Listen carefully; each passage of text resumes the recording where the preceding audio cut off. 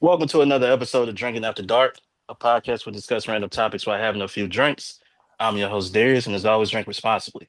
And y'all make sure y'all follow Drinking After Dark podcast on Facebook, Instagram, and TikTok. And don't forget to hit that thumbs up and subscribe to Drinking After Dark podcast YouTube channel. We back at it again, y'all. Our two favorite people is back, Monica, Ron. And I'm telling you, man, this is gonna be another classic episode. I can't wait. Y'all already know how these two are. Before we get started, man, how y'all doing this evening? Monica, how you doing?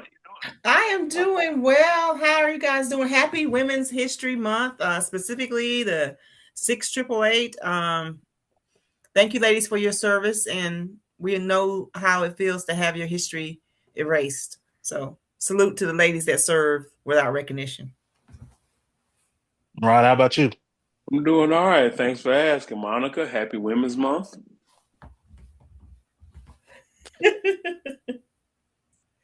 Thank you. So, Monica, what you drinking on this evening? Ooh, so y'all, I got the Ninja for Christmas. Y'all, the Ninja, like to turn stuff to icy.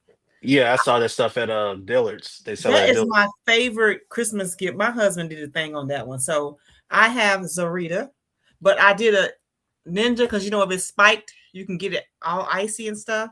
Mhm. So that's what I'm drinking. I think it says like 11.1 alcohol, but it's so good. So that's what I'm drinking on tonight. Well, you What can't about you? hide money. That thing costs about $300, $400. But he My let me. goodness. I ain't mad at him. Tonight I'm drinking benchmark bourbon, but I'm actually making old fashions tonight. Uh-oh. So I got Okay. my whole little setup. So I don't have to go nowhere. My orange peels, I got my cocktail cherries, I put all my ingredients in my bottle. I ain't gotta go nowhere. I hear you. I hear you. And tonight, surprisingly, I'm not drinking on anything tonight. I'm What? just drinking on some juice tonight. Um, Quite so the disappointment. It's drinking after dark. Drink some water or okay. something, some I H2O. I even Uh, I even changed my whole setup. My cousin, shout out to my cousin Chris Merriweather. I sent him the link to the mm, to my last podcast. He shoots me a text and said, oh, how you gonna be on a podcast drinking after dark and you're not sitting at your bar?" So I'm Yeah. sitting at part of my bar. Got a couple of pictures behind me, my autographed album of cover of Bootsy Collins. So, I like change it that. up, change it up for y'all a little bit tonight. That's all right, nice. all right. Well, let me get my shot glass. Well, never matter of fact, Okay. I ain't gonna have a shot glass pump it. I'm just gonna drink straight from the bottle. Oh my. Uh, What are Goddess you whiskey. drinking? The Goddess Guidance whiskey. again. Yeah. Before we get started, did you ever try the chocolate crown and the salted caramel crown together? No, I would have to actually go get the salted caramel. That just sounds like something that should go together to me. I'll go get it. I'll go get it, then I'll try it out. Then I'll let you know how it is. So if y'all ever tried it, y'all let me know how it is. Because y'all know I like my crown. Obviously, vanilla is my thing. Got the chocolate. I got the Gardens whiskey here to change it up. But actually, I never had the salted caramel though. So that'll be the first time I actually would try that out. So I'll try it out straight and then I'll mix it together to see how it tastes. Um, but we're gonna get into this episode, man. The first topic. I know you guys were on Facebook beefing like usual, so we're gonna get into this topic. We gotta talk about Pastor Jamal Bryant. All right. Um, and the whole DEI target thing. Monica, I'll let you start it off. Just start it off because y'all brought this to me and Well, let me just start off by saying, I enjoy talking to both of you, and I am a huge New Birth fan. The church itself in Atlanta, Georgia. I was a huge Eddie Long before he became Daddy Longstroke fan. I love a pastor that cuss. You know how I'm doing, Ronald. Why you act like you surprised? So I'm a so fan you of like the church Yeah, itself. Like I'm a fan. So my girlfriend Jennifer just asked me last week, and I said, "You put bad mouth," about 2 weeks ago, actually. Like, girl, where do you go to church and who's your pastor? And I was like, girl, I go to internet church and my pastor is Jamal Bryant. So when all this popped off, she's like, I tagged her in a post and she's like, I try to tell you. So it's like he built me up just to let me down. But I'm a huge New Birth fan. So I was a fan of the church before he was a successor of Bishop Long. So just, you can't end something that you didn't start. It was started by 3 activists out of Minnesota, and we all know, what's been happening. Started in 2020 with Minnesota, so this is not new. So you can't go in and try to hijack a movement and say boycott over, because you didn't start this, man. I mean, who put you in charge? Who told you that you could take over from a woman with a doctorate? She's an attorney who knows the lay of the land. She's an activist, Dr. Nakima. And if we don't know, she's also the one that was arrested with Don Lemon. So she's about that life of activism. Like, it's real easy to say I'm an activist, because I tell people be very careful of that word. But for him to try to hijack with Nina Turner, who is a relative of my husband's people out of Ohio, Cleveland, and Tamika Mallory, like, you don't get to try to co-opt their movement. These are activists. We know what's happening in Minneapolis. Thankfully, it did not fall, and ICE got up out of there, because Minneapolis is just a different vibe. So it was about him trying to make a movement, him being Jamal Bryant. And again, I'm a huge fan. He's an activist pastor. He's one of the few pastors that uses his pulpit to discuss politics. So there's a difference between boycotting and fasting. And he was like, well, I was saying the end to the fast. Well, then you got to explain to people what the difference is. And I don't think he did enough due diligence to let people know, that there's a huge difference and you can't hijack it. And it wasn't your idea. Like, they started their fast January 2025. And he started his in April during Lent. So it's like, come on, man, you can't just hijack these ladies and take credit for, oh, well, we got almost everything we want with his little briefcase. But they was like, when he said we do it, everybody was like, all the black women was like, who is we? Who told you that you speaking on behalf of black women? So it's just a hot mess. And I'm glad he apologized. I think he apologized. Was it the 18th? No, that's the date. He apologized. The 16th? He apologized like 5 days later, but he should have never opened his big mouth. Ron, what about you? Okay, so this is what I personally think based on the information that I gathered. See if I can break it down in the layman's terms. Okay, Monica, you're real big in the community. You're real big on helping the youth. So let's just say you are holding a fundraiser. We're not going to call it a fundraiser. You're holding an event. And in your event, you have volunteers coming in to build bikes for the youth from the ground up. Your event's going on for 2 hours. I come in with my people and I say, hey, we want to get involved with this. We're going to work on tires. We're going to put all the tires on the bike. So we put all our tires on the bikes, and then we say we're done with our part. But we announce it in a way that makes it seem like the entire event is over. I think that's what's happening here. He did announce that it was Lent. He wasn't trying to step on anybody's toes. He was just trying to, in my opinion, in the beginning, find a way to get involved with the boycott. Because let's be honest, Black people love Target. let's just keep keep it 100. Black people love Target. Target is like bougie Walmart, and he wanted to. Again, it's just my opinion from what I've seen. He wanted to give his parishioners and everybody else a chance to participate in the boycott because everybody probably didn't want to boycott. So he came in and said, "Hey, this is Lent. Let's just do 40 days without Target and see how it goes." Which isn't a bad idea. The average person, I can go 40 days plus without Target. So then extended not the boycott, the fast, extended his fast, and then announced that supposedly announcing that his part was over, but the way he made it seem was like the entire thing was over.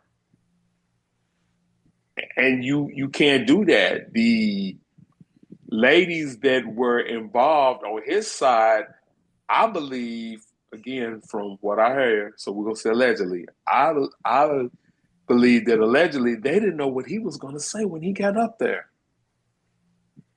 So he went from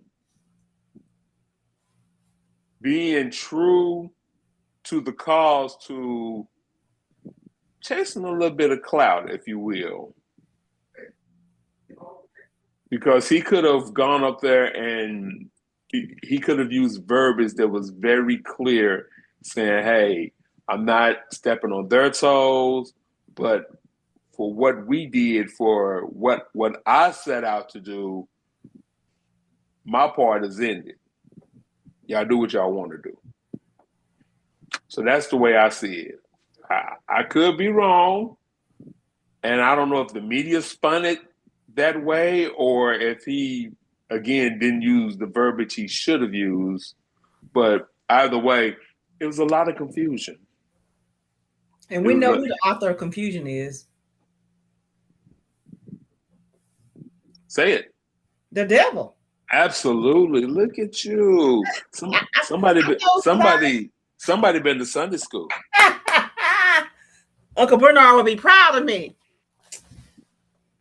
And I think it was just a lot of confusion, and people were like, and everybody that I was reading up and down my timeline and were chiming in and commenting, they were saying, "No, my God, you're done. We're still boycotting over here." How much was that check that they wrote to you? He said he didn't get anything. These are the things that we're reading. Okay, so if he didn't get anything, why did he end the fast? Why didn't he just join the boycott movement? I'm going to lend my powers over here. I'm going to work with y'all, and we're going to keep this thing rolling. So why did he end the fast? What are these 4 demands that he had? And of those 4, what are the 3 that they agreed to? He never announced any of that. Correct me if I'm wrong, but I haven't seen that anywhere. Well, the $2 billion that was supposed to go to Black-owned businesses, he said that they did honor 97%, and I'm not a math person at all, of that agreement. So I guess Black businesses, that part was fulfilled. So I guess with that, he was like, "Okay, time to stop this fast." Who are the Black businesses? Where's the list? That's what I want to know, because I'm like, okay, 97%, that's pretty good out of $2 billion. Okay, we'll take that. But no, that's a nice leg, but okay, but that's one. And where exactly is this money going to? Right. Who are the Black businesses that are benefiting from that? What are the stipulations behind that?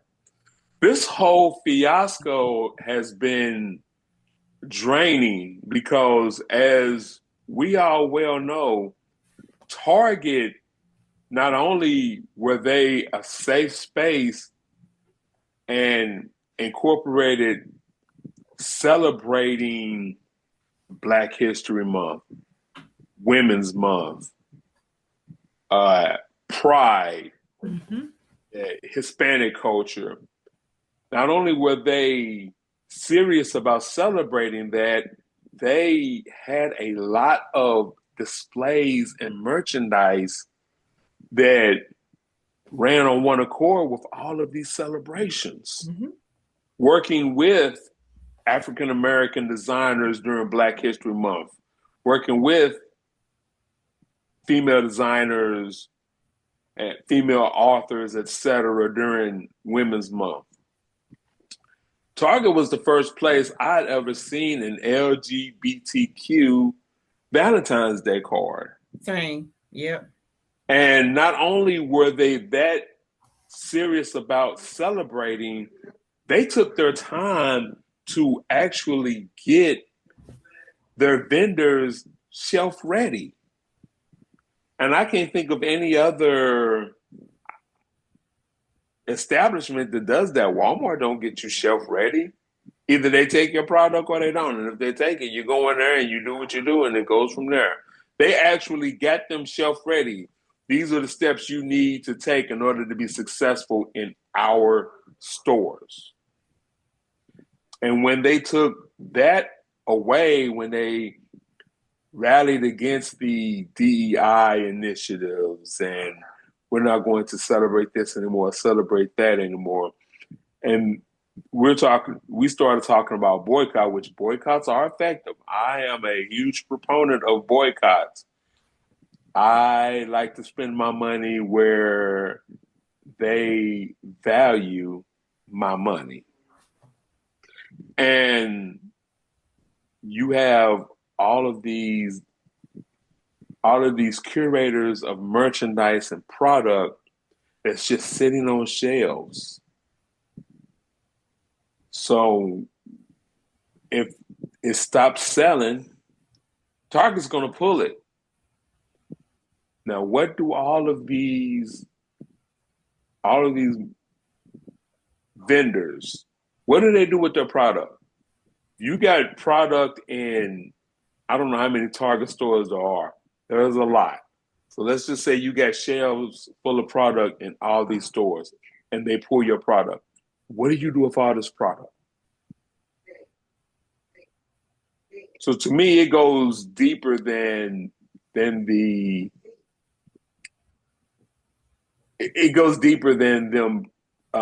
pulling the DEI initiative. It directly and indirectly affects African American business, minority-owned business, marginalized, people of color business, LGBTQ business, etc. I agree. I started going back to Target because I was a huge fan when we lived in Virginia. Like, that was my store. And when Tabitha Brown, her stuff started going there, I was like, I got to support Tab. It's Tab time. So I started going back for her. But then when they said boycott, I'm like, oh, we boycotting. So when she came out and was like, oh, sweet babies, my products are still there. Girl, fuck you and them products. Like, Tabitha, you come on now. Tabitha, get in this car. We're not riding the bus.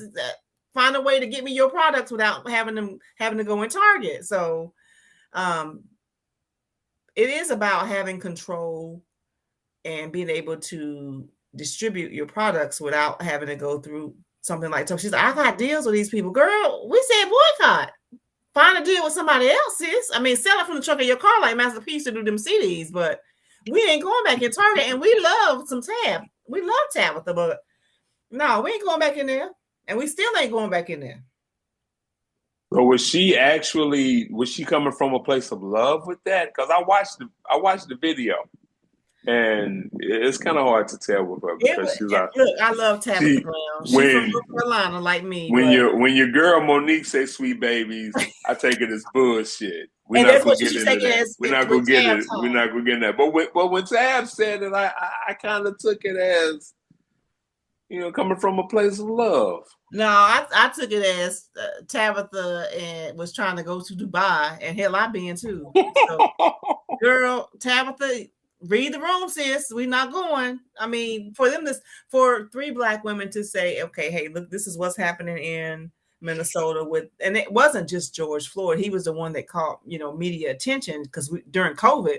But there's been a history of police brutality in Minneapolis. That was, I mean, and Dr.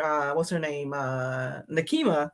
She's been fighting police brutality. So it's about more than just DEI. People are focused on that because DEI is a new buzzword. But Tabitha can go to hell on telling us to go back to Target, because everybody said we want to support you, we love you, but girl, do you have a warehouse, or can you ship it to us directly? Because we want to buy your stuff, but we're not going to Target to get it. Yeah, she could have gone about that just so. I don't think she, like you said, read the room. She didn't. Excuse me. She. I see what she was trying to say. Like, okay, this product, all these products still need to get into the hands of consumers, and if they don't, then Target's going to pull them and replace them with. They're already doing away with DEI. So if you're going to do away with DEI initiatives, that includes DEI product. It does. So now we want to replace Tabitha Brown's product with somebody else. Now, what does Tabitha Brown do with all this product? So, what Tabitha, in my opinion, again, should have done, because she's like the, out of all of the vendors in Target, all of the people that own product in Target, she's like the headliner. She is. So what she should have done was came up with some sort of plan to, hey, if you need to pull your product, this is what you need to do, and this is how you need to go about selling it, direct to consumer. And now you're cutting out the middleman. Now you're making the money directly. I agree. I don't think her heart was in the wrong place. I just think she went about it the wrong way. Yeah. I don't think she thought that thing completely through. No, she didn't. She should have called her. She should have phoned a friend, child, because we would have told her, Tabitha, we love you. I went into Target because of you, boo. I go into Ulta because of you. Your products, your oils, and your shampoos, and smell like sweet. I like for my hair to smell like sweet potatoes. So I'm a fan. I'm a huge fan. But girl, if I got to go to Target to get it, now if Ulta was on some BS and we were boycotting, then I'd be like, well, dang, let me go to her website, see if I can just get it directly from her. So it's not that we didn't want to support. It's just that we're not going to, if us supporting you means we got to step a foot in a place that does not recognize us as being fully humans, girl, we're not going into Target. We still not going to Target. I be looking when I'm driving by, because it's by Aldi, and I see black people coming out there. I stop and slow down and we're just giving them the. So you one of them that would have got on the bus and sat in the back and be like, well, at least we get to ride the bus. No, get your ass off that bus and let's ride together in this car. Yes, I got something I gotta say. I got something to say. Come on, Chris. First off, I got my shot. And when we segue to the next segment, Ron, you better be looking up because you're gonna love this. But I will say this, Target, nice store. I don't shop there, but somebody who I'm in love with does. So, but she does it online because that's the only place they sell what she needs. So, you know, that's that. I have to go get it. I choose my wife over anybody. So, what I mean? If she can't get it at another place, she's gonna have to get it from there. So, Sometimes you don't want that smoke. nah. Sometimes you do not want that smoke. All right, baby, it's whatever. Okay, girl. I'm doing this for you. I'm doing this Yeah. for you. This ain't for the culture. This is, I don't have to sleep with the culture. Just know I'm I don't have to live with the culture. I gotta live with my wife. So I'm gonna slow down, Darius. If I see you drive when I'm going to Aldi and I see you, I'm gonna be slow down. I'm gonna give you that stank look. Hey, you give me the stank look all you want to. Just know it ain't me. You said happy wife, happy life. Yep. Quiet wife, happy life. Good Lord. Be quiet. Good. Why she gotta be quiet, Ronald? Hey, I'm talking about. So I'm saying this. She's gonna watch it later on, and she's gonna be like, "Are you talking about me?" So, Monica, let me ask you this before we jump to the next topic, because it does look like he's licking his chops, ready to dive in. What would it take for the collective? I'm not even going to speak for the collective. I'm going to speak for you. What would it take for you to go step foot back in the Target? Well, I would need Dr. Nakima Monique and then Jelania, the activists that, I mean, Minneapolis has always been a very eccentric city. Like it's a whole different vibe there. I went there and I was like, y'all on some, this is a different vibe. Y'all got some different stuff going on here. So whenever the folks that started, because we love to silence Black women, we love to claim their narrative as our own. So whenever Dr. What's her name? Nakima, when she says, "Okay, y'all, we can go back to Target," because the Targets in have y'all seen the Targets in Minnesota? Them shits is No. them shits is shut down. So whenever she says, "Okay, we can go back to Target," they learn their lesson, then I'll go back. But I go back for specific products like Tabitha, but I don't just roll up in Target. Just I rolled up back up in there because of my love for Tabitha Brown. But it would take one of the three: boots on the ground, police brutality, over policing of Black men. When they say, "Okay, y'all, they have learned their lesson, we can go back," that's when I'll go back. When the three OGs, say, "Okay, we're done." But you can't be even my internet pastor and tell me to go back. But I'm like, what? Hey, wait a minute. Did they say we good? Because I was looking at the comments. I mean, he was being dragged. That's why he issued that apology, because they was dragging him from rightfully earned dragging. Like, bro, you ain't, because when she did that interview with Roland Martin, I said, man, she act like Roland Martin is Jamal O'Brien, because she was one. The enemy, she went in. Roland was like, Roland was like, wait, I'm just trying to do an interview. Hold up. And finally, Roland had to break down and be Roland he said something about we only got a couple of minutes left. Well, we would have more time if you had to show us that video. Well, this is my show. Roland had to put her in her place. Finally, Roland was like, enough is enough. This is my show. I do what I want to do. Yeah. He had to check her. He had to. She tells me that I can go back in, that's when I go back in. I'm gonna stand 10 toes down for Black women at all times. So when she says, "Okay, girls, okay, ladies, 92%, we can go back," then I'll go back. But she ain't said that. She said we still boycotting. The hell y'all was thinking? Yeah, that's good. I ain't gonna lie, if I go into Target, it's to get school supplies for my daughter. So it's cheaper than Walmart. So that's the only thing I go in there to go get. But we got to segue into this. If y'all want to go shop at Target, that's your prerogative. Do what y'all do. Um, but I really want to get into this because I want to see Ron's facial expression when I bring this Let me up. zoom in. Let me do I need to pull up? Yeah. Let me go and pull up. Let me get a close shot. I'm gonna pull me up another old fashioned here. And usually I go get like Christmas pajamas from Target. I ain't do that last year. I bought mine online. Target has a proclivity of being a nice. They've carved a nice niche for themselves between being a regular department store like Walmart, Kmart, and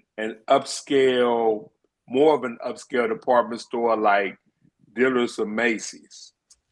By working with, and this is intentional, working with designers that only made things for Target. The same thing that Halston got fired for. He got all of his items kicked out of Bloomingdale's and Saks Fifth Avenue because he wanted to provide something affordable working with JCPenney. That has now become the norm for Target. And Target, they do a good job at it. I I'm not saying I'm gonna go in there and shop, but they do a good job with that. So, but like Cuz said, hey, y'all want to go on Target? Go on Target. Me myself, I'm staying in 10 Town. I'm boycotting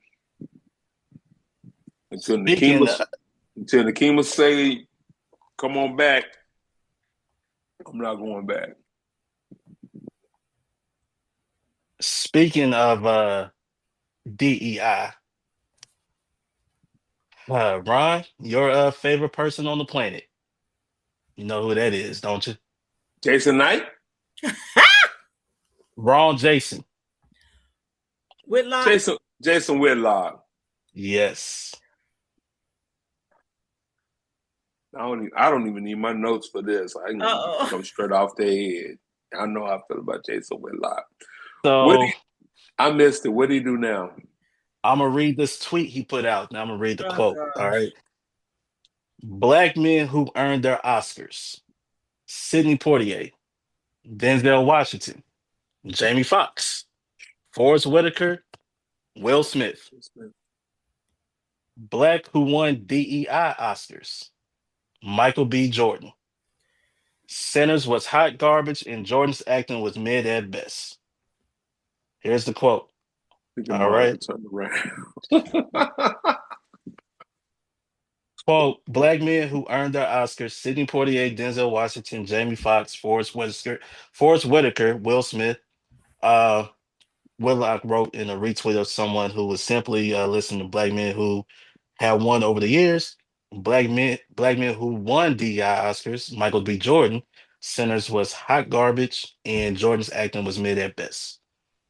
So pretty much this was a retweet that Jason Whitlock did, and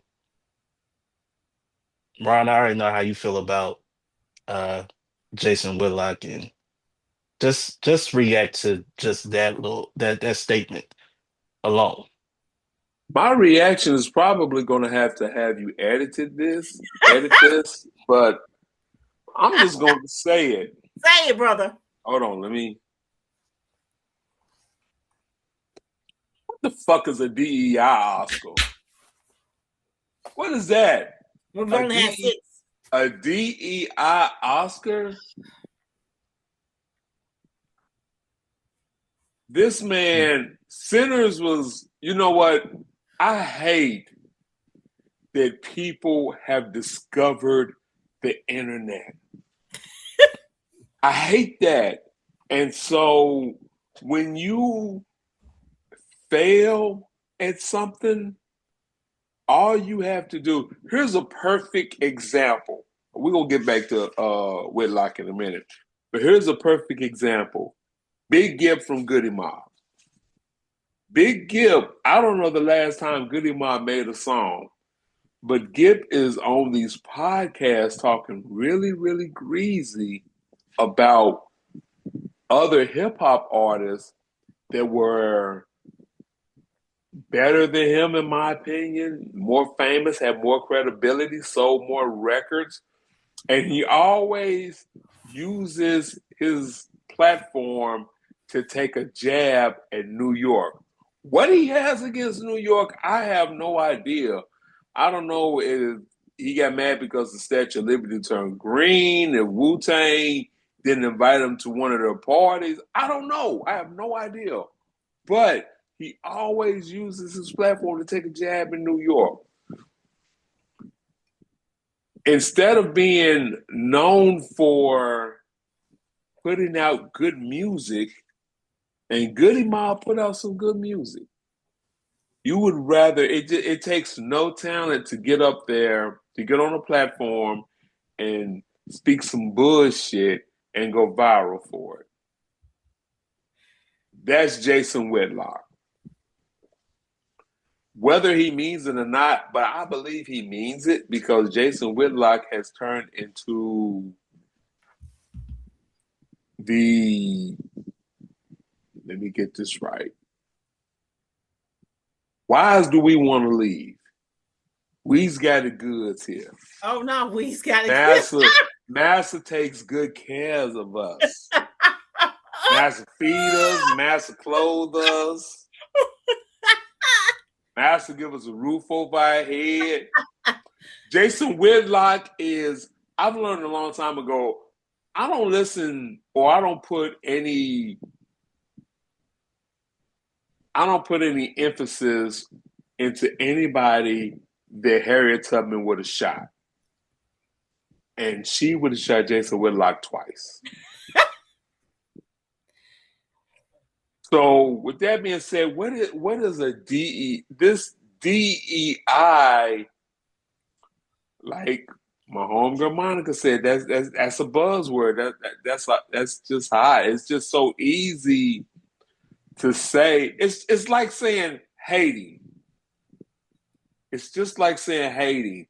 DEI is the lazy word for people who can't think and can't articulate their opinion, and they don't want to engage in debate regarding said opinion. Darius is a Pittsburgh Steelers fan. Die Damn hard. right. Damn right. I can't stand them.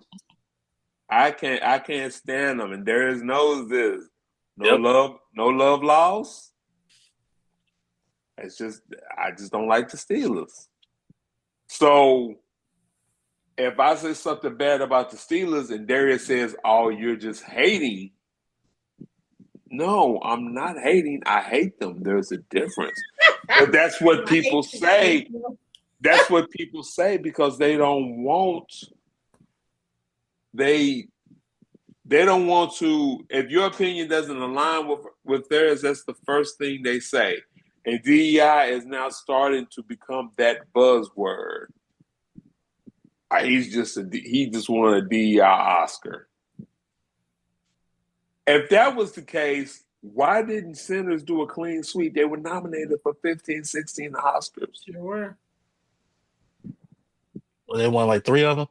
They won 4. 4. I said to myself, if they win 5, I'm happy. They won 4, so I didn't expect them to win them all. I really wish they would have won Movie of the Year. I personally still don't believe that the panel that votes for the Oscars watches all of the movies. I agree. I've never believed that. I know they didn't watch Malcolm X. And in our opinion, we want our heroes to win. We wanted Denzel to get an Oscar for Malcolm X because he did a phenomenal job. But unfortunately, it's not up to us. We're just a consensus. It's up to those that vote and how many of them actually watch Malcolm X. And it goes back to relatability. People are gravitated towards what they relate to.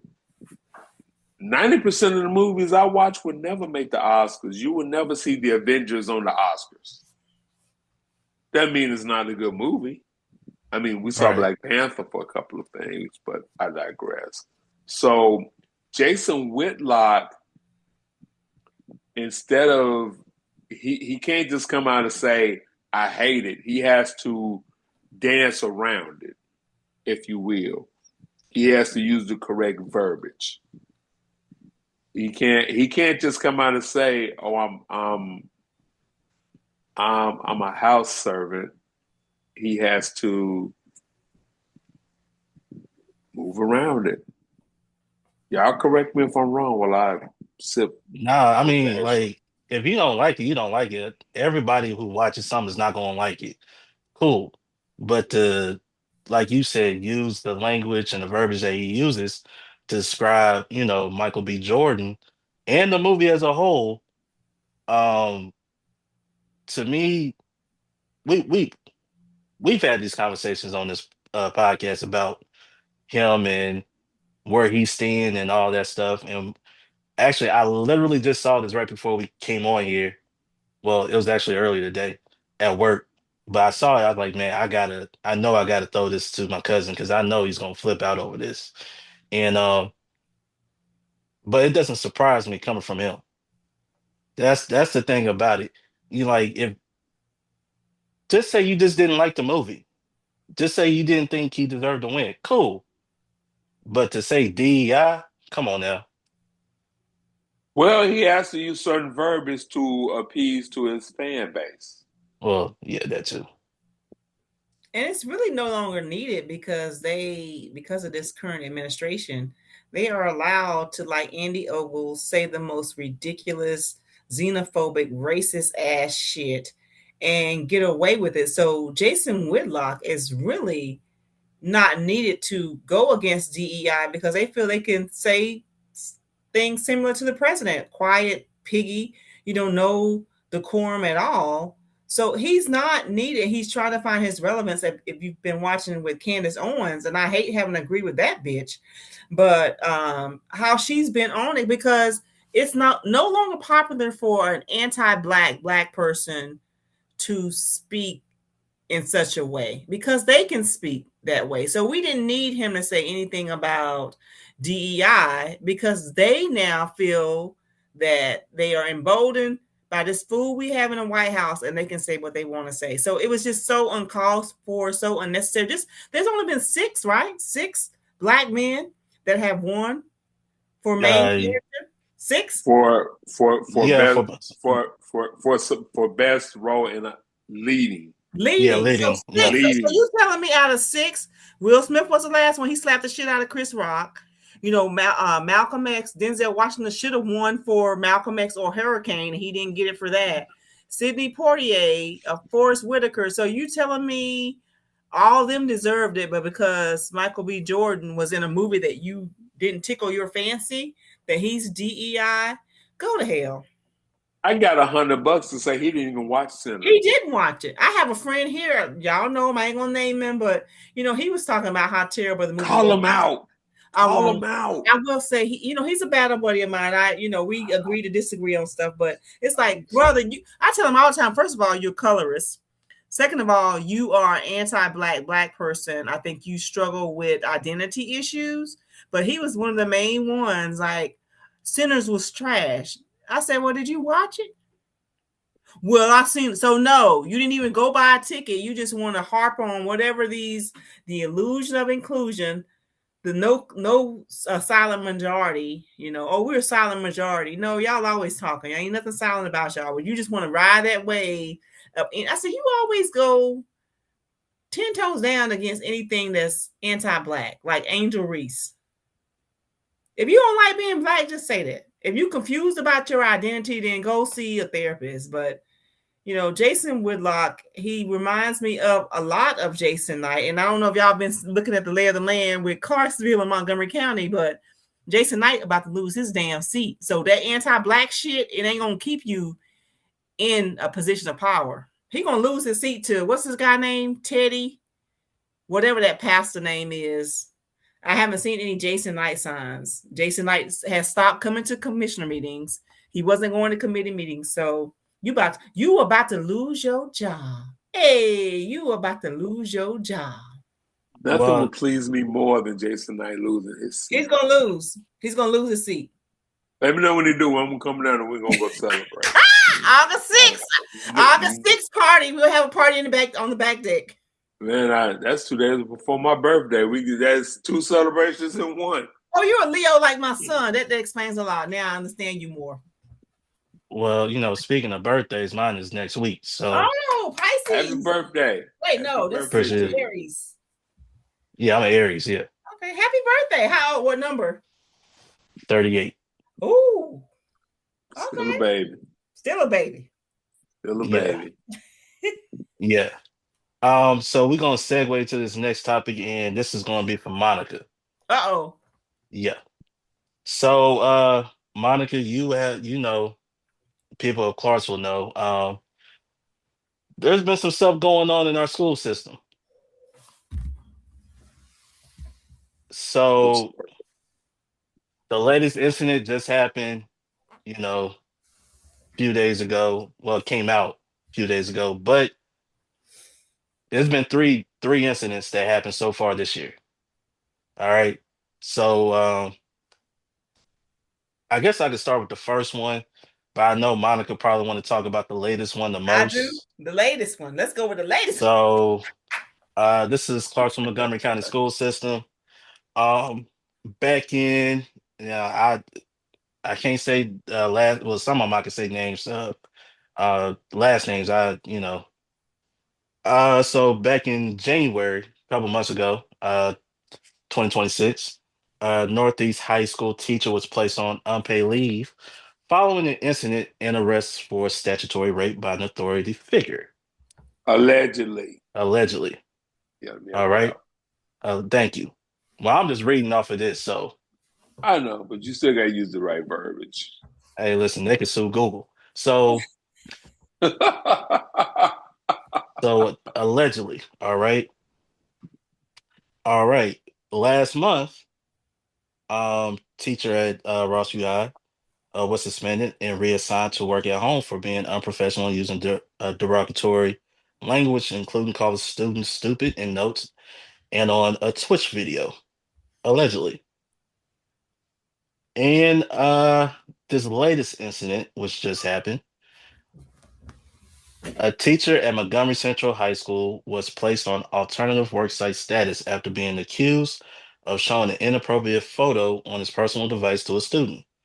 The teacher, who is the husband of the director of schools, claimed the incident was an accident, and the district stated the director has recused herself from the proceedings. Allegedly, well, I think on the, I don't know, was it Clarksville Now or was it the, I follow News Channel 2 on Facebook because I know they picked up the story. Uh, I think he said, was it an accident? Was that the word that was used? If Monica help me out. It was accidentally. Accidentally. Accidentally was the word. That's the word of the damn day. Accidentally. So I'm gonna let Monica because I know she basically want to talk about the latest incident and everything. But uh just my 2 cents before she goes, who has a new photo of themselves in their phone? Unless you're intended to show it to somebody else. Monica, the floor is yours. I'm let Darius finish. He said he need his 2 minutes. So I'm just curious and and by the way, allegedly there's been some other complaints about him as well leading up to this. So um yeah. Monica, I'll let you go ahead and have the floor and everything. Let's It's have a all drink. Everybody drink. Everybody take a sip. so this is all alleged. We all know it's gonna be more coming out. Um, I think also the DA is not gonna the proceedings because of the relationship with this couple.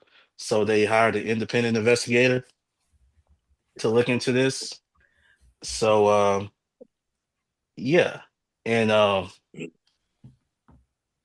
In the words again, of Malcolm X, go ahead, Darius. this is all alleged, but Allegedly, purportedly, whichever damn word you want to use with a Lee on it.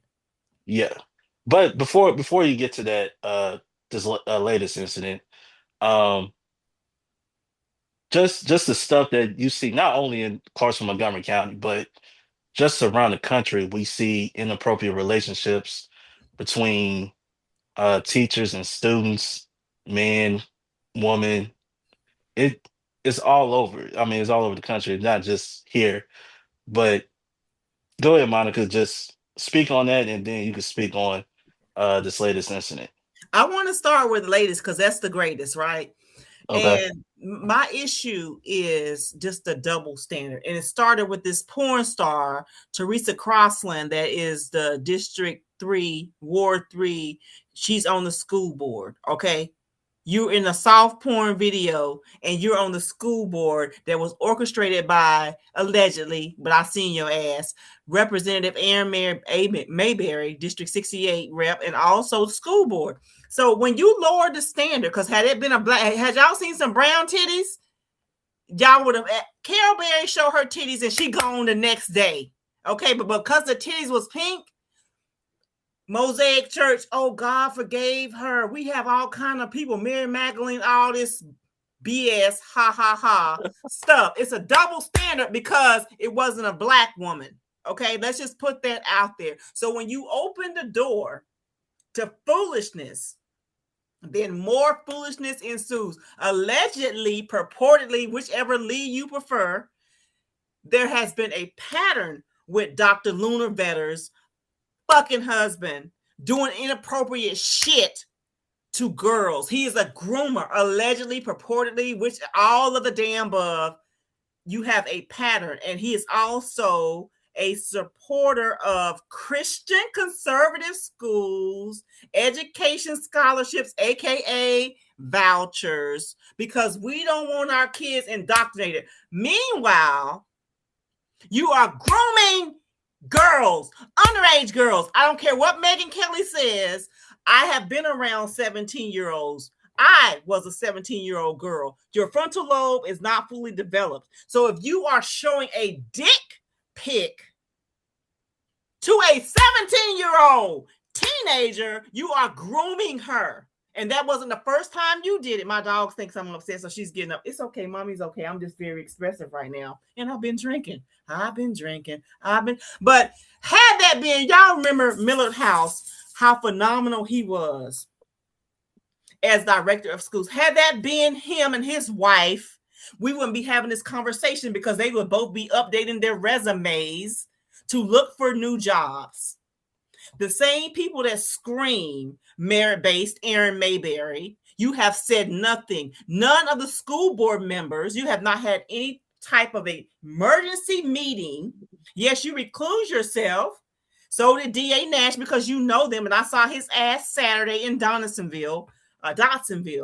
But it's just, you guys, there's always been a two-tiered system with regard to, let's go to incident number 2 you mentioned, which is homegirl. She don't fit the bill. She's not a blonde, okay?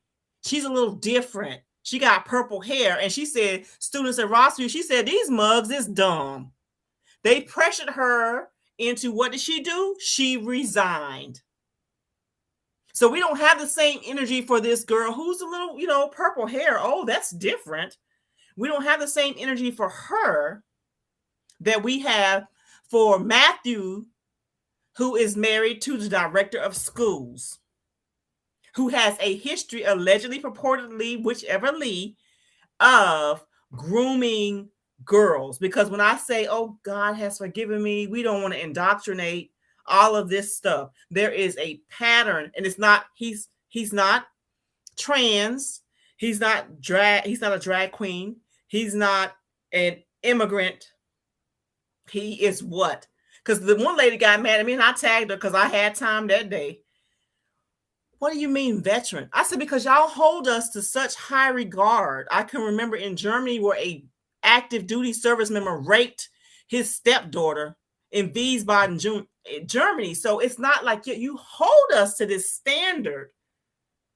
And there are a lot of damn predators in the military that get out. So what do you mean my husband's veteran? Like, you trying to excuse his damn behavior. And I'm telling you, I've seen, as a woman veteran, 3 out of 4 of us have experienced sexual assault or harassment of some kind during our service. So you wanted to hold them up on this pillar like they're, thank you for your service. Yeah, thank you for assaulting women. You're not special because you serve in the military. That's a career that you chose. And because there's such a double standard with D.A. Nash not wanting to press charges, he also didn't want to press charges for the Minglewood incident where they cut that nonverbal child's hair. Y'all remember that incident? He had locks and she cut his hair and they allowed her to retire, which means that she can now go to a Christian school to teach because the standard has been lowered. DEI was never about not being qualified, because we all know when we go in there, our resume has to be free of all errors, spotless. It has never been about them lowering the standard. It has been about them widening. You have to widen the lens. So it's just very interesting. I will be going to the school board meeting. I will say this to teachers who have been smiling in pictures with legislators they probably should not be saying. Why are you smiling? This man is trying to take away your livelihood. He's trying to take away all the benefits that you have earned. It ain't like people are running in to be teachers. You're smiling with these folks that are in positions of power, mainly Langford. And it's like, thank God y'all were lucky today. The Senate didn't pass the bill that was going to take away y'all little rights that y'all have. But parents and teachers and CMCSS, you better pay attention because we are at the they came for in your name. Insert your name here. They came for teachers. They came for students. And you guys aren't saying anything. This whole education for all bill and our people, Black folks, want to say, well, they don't have anything to do with us because we are citizens. If you think that they are tracking undocumented students from K to 12 and that does not have anything to do with Black people, then I'm going to need you to read a book, like from front cover to end cover. But it's just crazy, the double standard. I am so pissed off at parents as well because they are all telling these stories. It's like, why did this student, because Clarksville now is complicit, go from, oh, yeah, she says it was accidentally to, I haven't seen them recant that, oh, no, it was not accident, because he didn't show her just one picture of his dingaling. He showed her a bevy pictures of his dingaling. And I guarantee you, had Darius or Ronald showed a student a picture of your dingaling, we wouldn't be having this conversation because you would be behind bars. That's the two-tiered judicial system that we have, where we don't treat everyone the same, where we give, oh, he's a Christian, I don't give a good goddamn what he's saying that he is. He is a groomer, allegedly, purportedly, whichever lead you prefer, who saw a 17-year-old, which they do, because some of them other ones have made inappropriate comments about their daughters as they go into puberty and, you know, starting to get their shapes. You're sick. If you think, Megyn Kelly, that a 17, oh, well, it wasn't an 8-year-old, it was a 13-year-old girl. I was still playing with baby dolls when I was 13. Maybe I was a late bloomer, but that's 8th grade. So if you're under 18, you're underage, and an adult in a position of power is targeting you and showing you dick pics, and you have all these women in the Clarksville Now comments trying to minimize, well, I'm just going to give him the benefit of the doubt. And my question to you is, would you give his ass the benefit of the doubt if he was a Black man? No, you wouldn't. So I have a problem with all of it. I am pissed, as you can tell, but I need parents to get on. My son is 20, so I have a little, but I don't even really have any skin in the game. But I need parents to get off their asses and make sure they join the next school board meeting, because we should have had an emergency school board meeting to address this inappropriate shit that happened with a 17-year-old. A 17 is still a teen. Like an 18 is still a teen. I was 19 in Haiti. 19 is still a teenager. This frontal lobe does not develop until you are what? 26 now. I thought it was 25. Somebody said, no, girl, it's 26.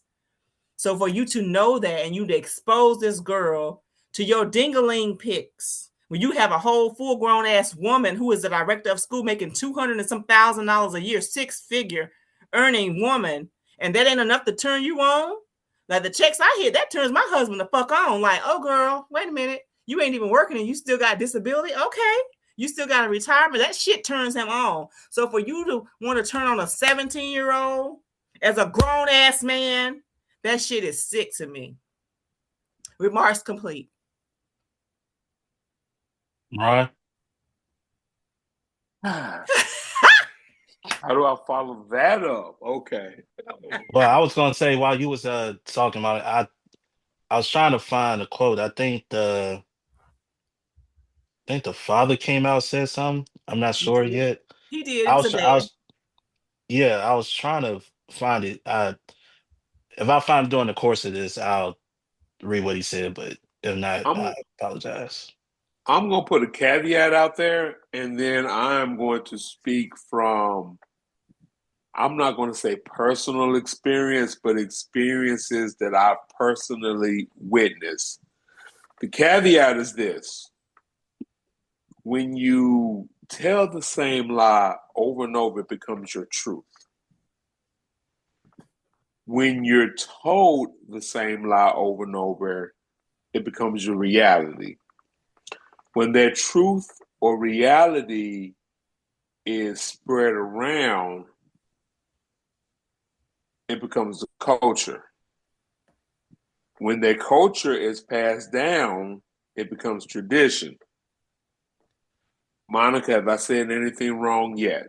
Not a word. Speak on it, brother. I said all of this to say pedophilia it's deeply entrenched in American society. I grew up in neighborhoods where soldiers would come to our neighborhoods and date high school students.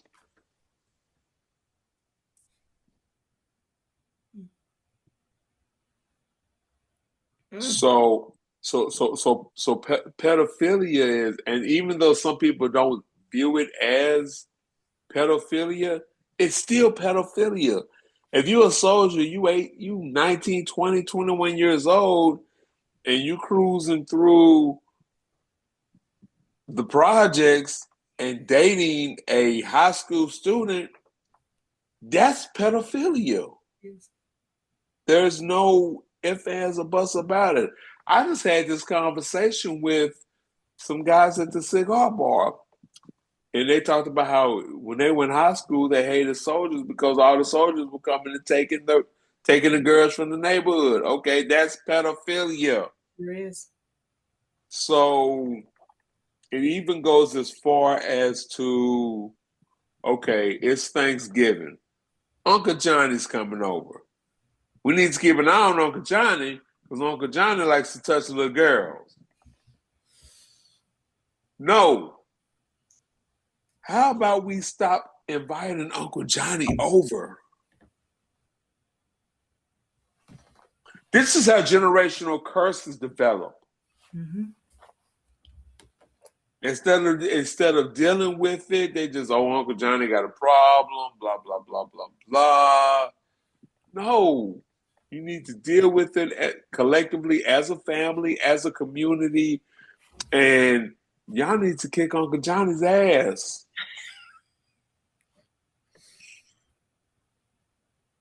So I said all that to say that this teacher who, and I didn't know it was several picks. Look, Yeah, I thought it you was just pick. that one. I didn't know it Look, was. you pick and choose what you want people to see. One of our residents came in I work for a residential community, and I am a leasing consultant. So one of our residents came in. She found, long story I know, but she found a 1939 Coupe de Ville in her grandmama's garage. She wanted to sell it. She came to me. What is it worth? I don't know what condition it's in. Let me see it. So she came in, pulled the pictures up, handed me her phone. She said, just start swiping. So I swiped a couple of times and she said, okay, don't swipe too much because you're going to see something you don't need to see. Okay, I respect that. But at the same time, that just let me know that that teacher did not do that accidentally. They set you could put your pictures, you could set your pictures in a way to where, okay, car, dingling. Oops, my bad. Dingling, dingling, dingling. So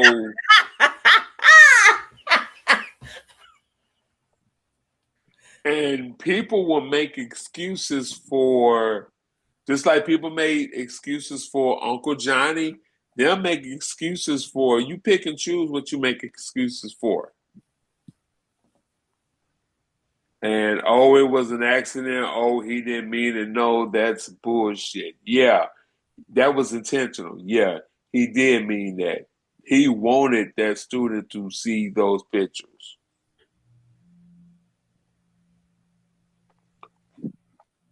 But per the law, whether it was an accident or not, Monica, if I'm driving a bus and that bus hits you, whether I swerve to hit you or there was a skunk in the road and my brakes failed and I'm trying to avoid this skunk and I hit you, the pain is still there. I still hit you. So we need to stop playing these judiciary games and charge everybody equal. And that's part of the problem with the judiciary system. Mm-hmm. It's not fair. But I digress. I'm finna pour me another drink. Shit. Yeah, this unfortunately, we know this ain't gonna be the last time we'll hear something about this, whether it's from male student, from a male teacher, female teacher. It's continues to happen all across the country. Um, I don't know if they do title background checks or I don't know what do they do their own investigations and get to it, especially if a student comes to them, it's like, hey, this is happening to me and this and that. I don't know, but it's as the parent, I like you said, I would be in jail. There would be no investigation. I You're would gonna be in have prison. There is no jail. Under the prayers. Take Yep. me straight. Take me straight to uh, the big house. Let me start my time. Yep. I did it. Yes, I did it. And then else to talk about. Nothing. Ronald in the case of State of Tennessee versus Ronald X, how you plead guilty as fuck. Guilty as charged. Because I did it. And this is why I did it. And my boy Samuel said in To Kill a Mockingbird. I think it was To Kill a Mockingbird. Yeah, I did. If I had a chance, I'd do it again. Oh no, it's Time to Kill. That's one of my favorite. Time to Kill. One of my favorite movies. Yeah, I did. If I had a chance, I'd do it again. And I would say too, to those that are, I'm a boy mom, and the people that say inappropriate, because my son is like 6'2", but he's 20. Don't play with me, because I will catch a charge over my child. I got one and done. I'll drag you over him. But the amount of women that I have to correct when they say, "Oh, he's my boyfriend," because he's, once he started growing, oh, he's so handsome. I said, don't do that, because I've had so many of my male veteran battle buddies that have shared with me when they were younger being molested by women. Y'all remember what was the movie with Denzel, the Navy movie? Antoine Fisher. Antoine Fisher. Like that shit messed me up, y'all. So when I was deployed for that 15 months, and I came in, my son was only 3, and I'm like, did anybody touch your pee-pee? Anybody touch your penis? And he's like, Mom, no. And it became too much. But he's like, Mom, no, nobody touched my penis. I'm like, okay, I'm asking him too much, because I beat the hell out of somebody over mine. I touched it. I said, anybody other than yourself. He's like, because it was a Christian couple, and I'm like, okay, I had to do a little Google. Let me see, make sure they ain't got no charges. Did anybody touch your penis? Because your mama get away with it, because I just came back from a 15-month deployment. But see, here's another thing per society. There's a double standard. And I've read this so many times in social media. Let me go ahead and first be clear on my stance. Pedophilia is pedophilia. I don't care if it's a grown woman dealing with a high school student or vice versa. And so many people, especially men, feel like it's okay. And I'm dead ass. It's okay for a grown woman to deal with a young boy, with an adult, I'm not gonna say adolescent, with a teenage boy. No, that's still wrong. They've said things like he's probably gotten more high five, like we hear about students that deal with teachers, male students that deal with female teachers. The consensus is He's probably gotten more high fives than he's ever gotten in his life. No. At the end of the day, no, it's still pedophilia. I don't care what the gender is, it's still pedophilia. And it's still wrong. Dead ass. I just wanted to put that out there before I take another drink. What's the Yeah, lady's so name out of Washington State? Was it Kate Letourneau? What was her name? That was with the middle schoolers. She ended up dying of cancer, but it's like people thought that shit was so cute. You are a grown woman with a husband and a whole family, children, and you are having inappropriate relations with a middle schooler? Them mugs that don't even put under deodorant under their arms, you are having a sexual relationship with that child? He's a child. Perfect example is Lil Boosie, Yep. who allegedly, I'm gonna use the right verbiage, allegedly hired a grown woman to give his 12-year-old nephew oral.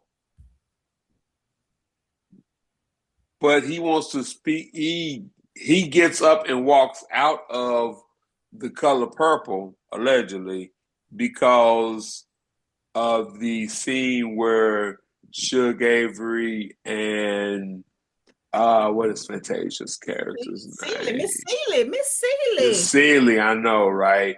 Suge Avery and Miss Celie kiss. Dude, dude isn't the word I want to use because where this is being filmed, but bruh, really? Come on now. He clearly So didn't read it's the book. He didn't read so the it, book because in the book they were full-fledged lovers in the book, The Color Purple. They weren't just kissing each other. They was on a whole lot of stuff to each other in the book. yeah, I know.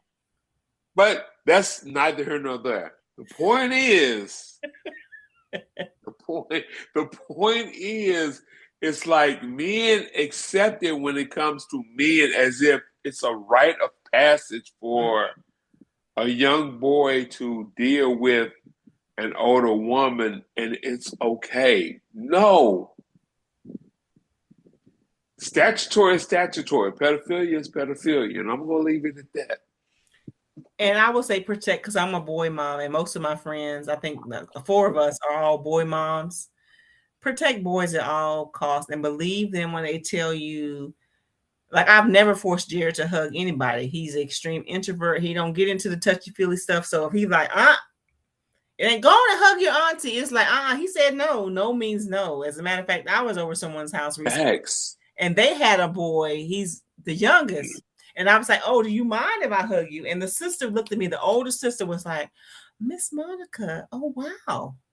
She's like, because so many people tell him, oh, no, you're going to hug me whether you want to or not. And I was like, I respect boundaries. So do you want a hug?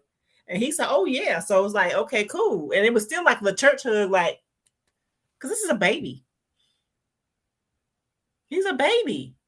No, I've had conversations with my youngest daughter, all my grandchildren, and I had the same conversation with them. And I said to them, as you get older, you may try drugs. You may like it, you may not. You may try alcohol. You may like it, you may not. You may try sex. Chances are you will. You may like it. You may not. Darius with his hand. But I said all that to say this. And it's the same thing I told them. If you ever find yourself in a situation that you need to get out of, call me. And I'm going to do what I can to get you out of that situation. If I can't come get you, I'm sending you an Uber. I'm sending a trusted loved one, whatever. And if you want to talk about it, I'm here. We could talk about it. If you never want to mention it, I respect that too. Because children need to know that they have somebody to rely on, somebody that can go. Monica, you and I can be friends. Let's just say we're in the 10th grade and we're best friends. And you tell your mom, I'm going over Ron's house and we're going to study. And why you look like that? And you come over Ron's house and Ron got it jumping over here. Ron got a keg of beer. Ron raided his mama's liquor closet. Ron got a bowl full of a bucket full of pills. Everybody's just scooping and taking, and we just see what happens. And Monica's not comfortable with that. Imagine how many children are put in that position where they're not comfortable with these situations. So I want mine to know, my youngest child and my grandchildren. Well, my youngest is a junior in college. She already knows. But I want my grandchildren to know, hey, do not be afraid to call. That's how things get fucked up. I don't want to be here. You brought me here. I'm not about this life. Call me. I'm going to get you out that situation one way or another. And we're going to leave it at that. And if you want to talk about it, we'll talk about it. If you don't, we don't. I'll never ask you. But my job is to make sure that you are safe. Because there are a lot of predators out here. People don't even realize the amount of predators that are lurking among us. And predators and homicidal maniacs look like regular people.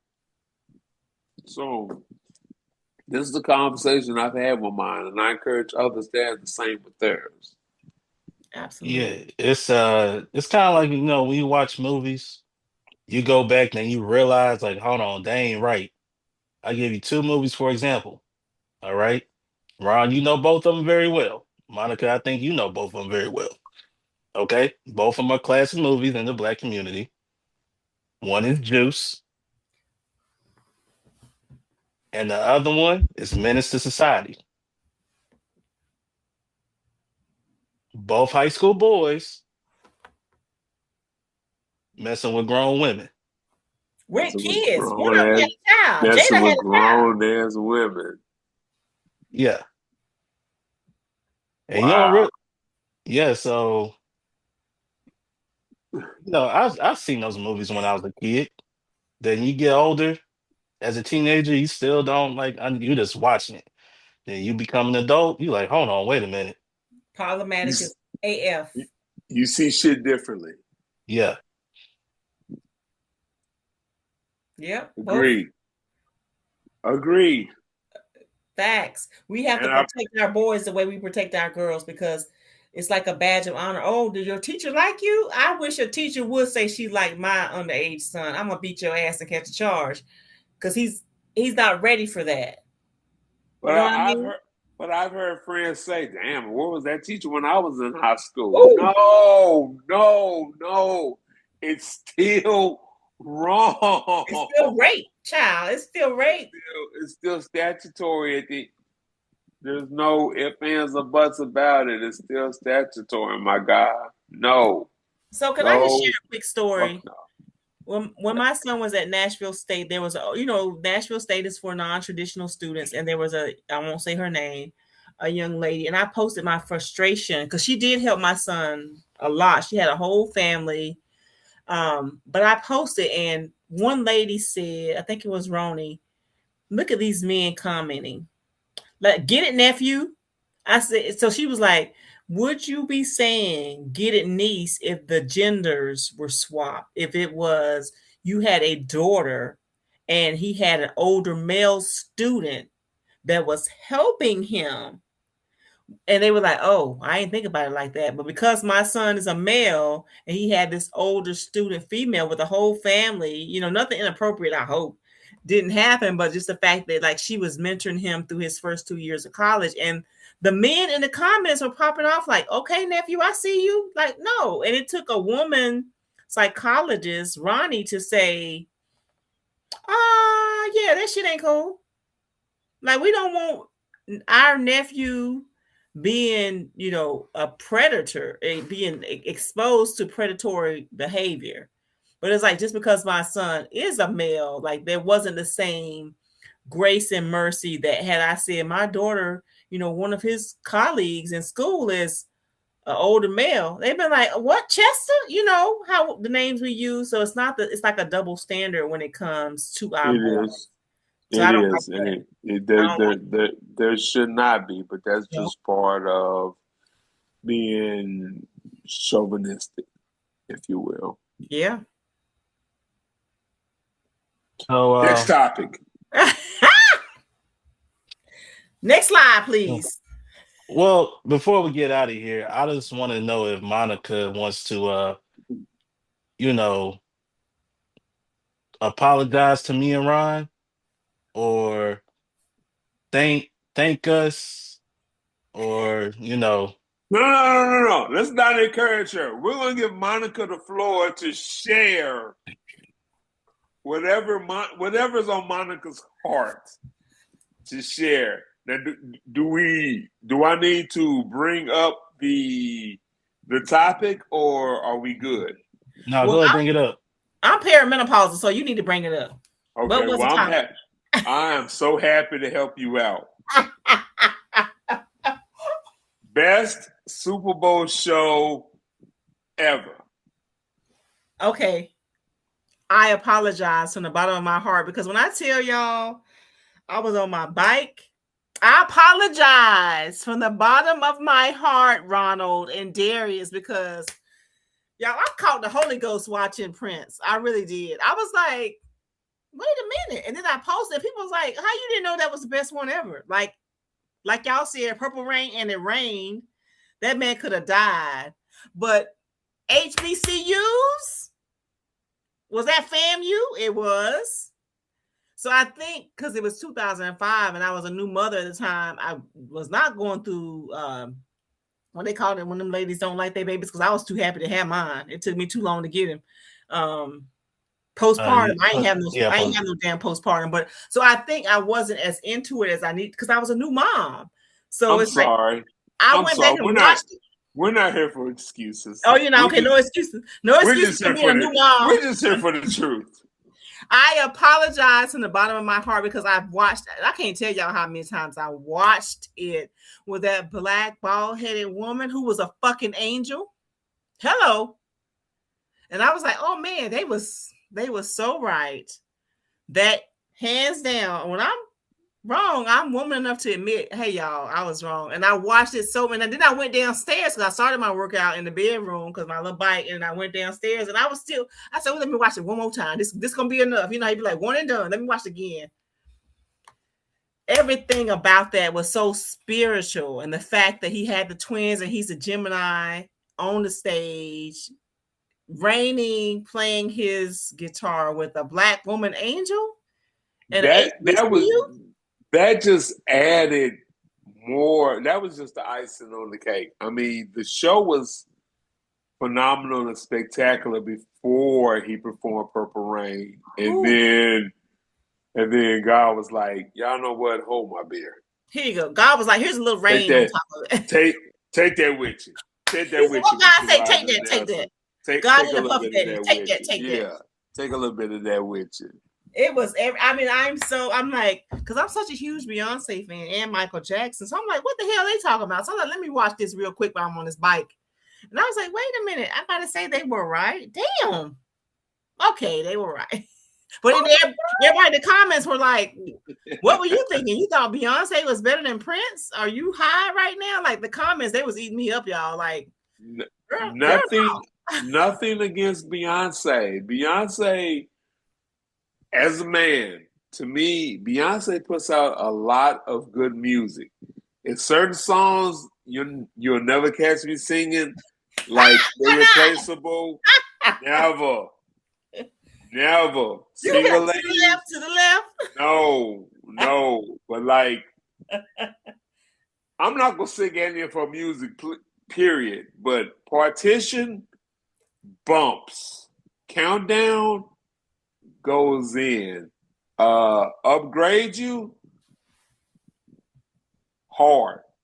Hard, So hard. you're especially because it got my boy Jig in it, but I Yes. digress. And she mimicking So him in the video. yeah, so I mean, I as a man following man code, yeah, it's Not certain man it's a code. lot. Yeah, it's man code. It's man code. If I ever catch a man in the club singing um to the left, bruh, you need to come over here to the left. Let's have a conversation. No, no, you don't sing that. No. Why not? Well, well, We let me ask you have to this. dismantle those stereotypes. It's no, it's not about stereotypes. This is music that's made for women to uplift women. Just Well, like here's a perfect example. Oh my God, what is her name? It's on the tip of my tongue. I bust the windows out your car. Oh, Jasmine that's my Sullivan. girl, Jasmine. Jasmine Jasmine. Sullivan. Jasmine Sullivan, and I know a couple of Yes. guys that's like she's ratchet, and I'm here for it. I love her. No, when she performed that in concert, women were putting their hands over their heart, pledging allegiance to that song. I Now went bust to the windows from your car. Yeah. no. I literally went to the concession stand at that point. Why? Let's unpack this one. Hear that? Let's unpack it. Why? I bust the windows from your car. She didn't seen the rest of it is I got you arrested and here comes my insurance agent. So by the time you make bond, I done had another car. I bust the windows from your car. Look at you. You sing that with your whole chest. And I ain't never had to bust no windows because my ninjas know how to act. Look, when I was single, if you day, were put in a situation, would you bust the window? I have gone with some girlfriends who have had when I was in fourth grade. No, my friend. Would you bust a window? I ain't never had to bust, but I've had friends. I asked you what you had to do. I didn't ask you what your friends would do. If put in that situation, would you bust a window? I would not because I'm a rule follower, contrary to popular belief. So I would not. I'm gonna get you in another way. I'm gonna get my lick back. It ain't gonna be about busting your windows though. So you bust windows indirectly. I might have a friend to go, but I might talk a friend, pump her at, girl, go on and bust the windows. You acting like what is that movie? Next Friday. Oh yeah, next Friday. Told little baby. Baby D. Baby D. Baby D. You know what to do. No, I can't catch that. I've always been contrary to popular belief. I'm a rule follower, so I ain't gonna do it. But I might pump a girlfriend like, hey, you know, this what this Negro did to me, girl. Go on and bust the windows. So you bust windows indirectly. That part. I ain't gonna catch a charge. You are an indirect window buster. A habitual indirect window buster. So Ron, let me ask you a question. Is there like a song, like if you had a club concert, right? And there's a song like just by a female act, was it solo or a group act? There will be no songs that you would ever sing at all.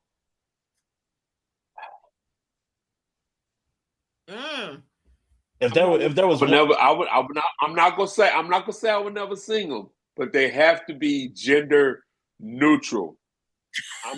I am not going to sing I'm every woman. What the hell does that look like singing anything like that? It has to be gender neutral. what about let me see, I'm trying to think of a song. What about Weak? Would you sing that? What? Weak, SWV. Would you sing? Can't believe how your love makes me weak. I don't really like that song. I wasn't a big SWV fan because it's not Taji. What's the light skin one? She always looked like she was in slow class. Oh my God, what is her damn name? Yeah, I can't think of her name. She do the little light skin one. So yeah, Coco, you had Taj and Taj and what is her name? That one. hold on. She looked like when the bell rang, she didn't move. Oh, Lily. Lily, and I will leave Lily alone she's now. pretty, but Lily don't look like her elevator go all the way to the top floor. Next time you watch SWV video, pay close attention to Lily. You be like, man, Lily ain't all the way there. And I was a fan of SWV, but I wasn't a fan of Weeks. So you got to give me another one. And what else they got? What was it? They got Rain. You probably I'm not no, saying. no, Look, you're not singing that. I'm not saying that women make songs that I'm not saying I would never sing on a song that's led by female. Perfect example, Faith Evans' Reasons. Of course, I changed the boy to the girl, but give me the reason to love you, and I want to love you more. That song got me through a lot of dark times. Shantae Moore's "It's All Right." Woo! So sometimes you got to switch the lyrics up a little bit. But if it's, some songs are gender neutral, some songs are just strictly for women. Beyonce's whole Lemonade album for women. Ashes to ashes, dust to side bitches. What the hell I look like singing that shit? I ain't sorry. I ain't sorry. No, I no. ain't sorry. Nigga, no. Nah, but the song bumps. I don't know who writes Beyonce's music, but the song bumps. And she has Serena Williams in the video. Working, okay? It's That was the only working. time I've never ever paid attention to Beyonce. I was like, because it was on like every HBO station was just showing Lemonade back to back to back. So of course, my curiosity is piqued. And when I cut it on, that video was coming on, and my wife was in the shower. So I sat up in the bed. I was like, "Is that Serena?" It was and did the thing. Coming down the steps. And it was. Oh my! I ain't sorry. Nigga, no. I ain't sorry. So Beyonce is a perfect example of somebody that puts out, to me, great music, but everything. I mean, I can't sing everything. I can't sing "Drunken Love." What I look like singing? Watermelon. Yeah, filling the tub half the way up and riding Surfboard. with my surfboard. Yeah, no, Surfboard. no, no, no, no, no. I'm a man at the end of the day, and I'm not. I don't plan on changing no time soon. Matter of fact, ever. That's So hilarious. Monica, you would never. You say you'll never bust the windows out of a car. Would No. you ever? Would you ever set a car on fire like Angela Bassett and Waiting to Exhale? I Yes, I got love a story about that. Give me just a minute. I love her down in that. Let me tell you something. When I was at Fort Bragg, I hung out with some girls from Saginaw and Grand Rapids, Michigan, and them chicks was wow. Shout out to Anika and Cassandra, because I was like, "Is the D that good?" Because the stuff that, as a third party, I would involve myself in, I was like, "You a good ass friend," because why we keep circling this house? But and the thing, the gag is my dad. My dad stayed in Tiffany Pine. Shout out to Fayetteville, North Carolina. So I was always afraid, even though he was an absentee dad. I'm like, this nigga gonna know my car, even though he didn't. That was just how paranoid I was. Like, and I'm driving my girlfriends around. Let me see. I just need to see if that bitch is there. Like, I was always a third party to stuff, but I was like, I'm not gonna, because if you want to be with somebody else, then go. I guess I'm just that confident and go be with that person. But I've had some friends that I have been complicit in their bullshit with men when I was stationed at Fort Bragg for 4.5 years. Because I was like, this is, you Michigan chicks are on something totally different. Because it's like, it's so, the ratio when you're in the military is always in a woman's favor, right? So he must be good, girl, that you And I'm helping you. Like, he know my car, so girl, drive around. I had like a Plymouth Laser red 2-door car, and here I am driving. They asses around. Let me off right here, girl. Let's see what bitch is up in there. And it's like, okay, girl, did you see the bitch car? It's like complicit in the foolishness. And we're all grown in our 50s now, so we laugh about it. But I was like, I was complicit. I would have been an accessory after the fact to y'all stalking these jokers when we was at Brad in the 82nd Airborne. I'm sorry, that's not answering the question. Would you What was or the would you question? not bust the windows out of somebody's I car? would not. I would not, because I told you, Ronald, Darius, I'm a rule follower, so I'm not going to do that. And I've never been a woman who's had an issue with having a man in my like his Conversation. What would you do? Would you cut the tongues out of his Jordans? Would you burn half his clothes? What I would might would you bleach his do? clothes, and I have never had to do that, but I did see the video with Beyonce and Destiny Child where she's bleaching it. Well, she thought about bleaching the clothes. Like, that's some shit I'd be like, oh, you think you're gonna be cute with this other chick? But I'm not busting the windows. That's a charge. I like my record to be clean. So, So but I what is bleaching the clothes? It's not a charge either. I mean, The choice. That's did I do destruction that? of property. No, is it? Yes. Yes. Did I do that, Your Honor? Your Honor, did I do that? Yes, you did. Because that's when mens rea Like Clorox. mens rea comes in. So it was the To rest. I didn't know, Your Honor, that it was going to mess his clothes up. I just thought bleach. I was just trying to help him clean his clothes. You're not old enough to read the label. I didn't know it was going to mess them colors up, Your Honor. I was just trying to separate the whites. Make it white. Make it white again.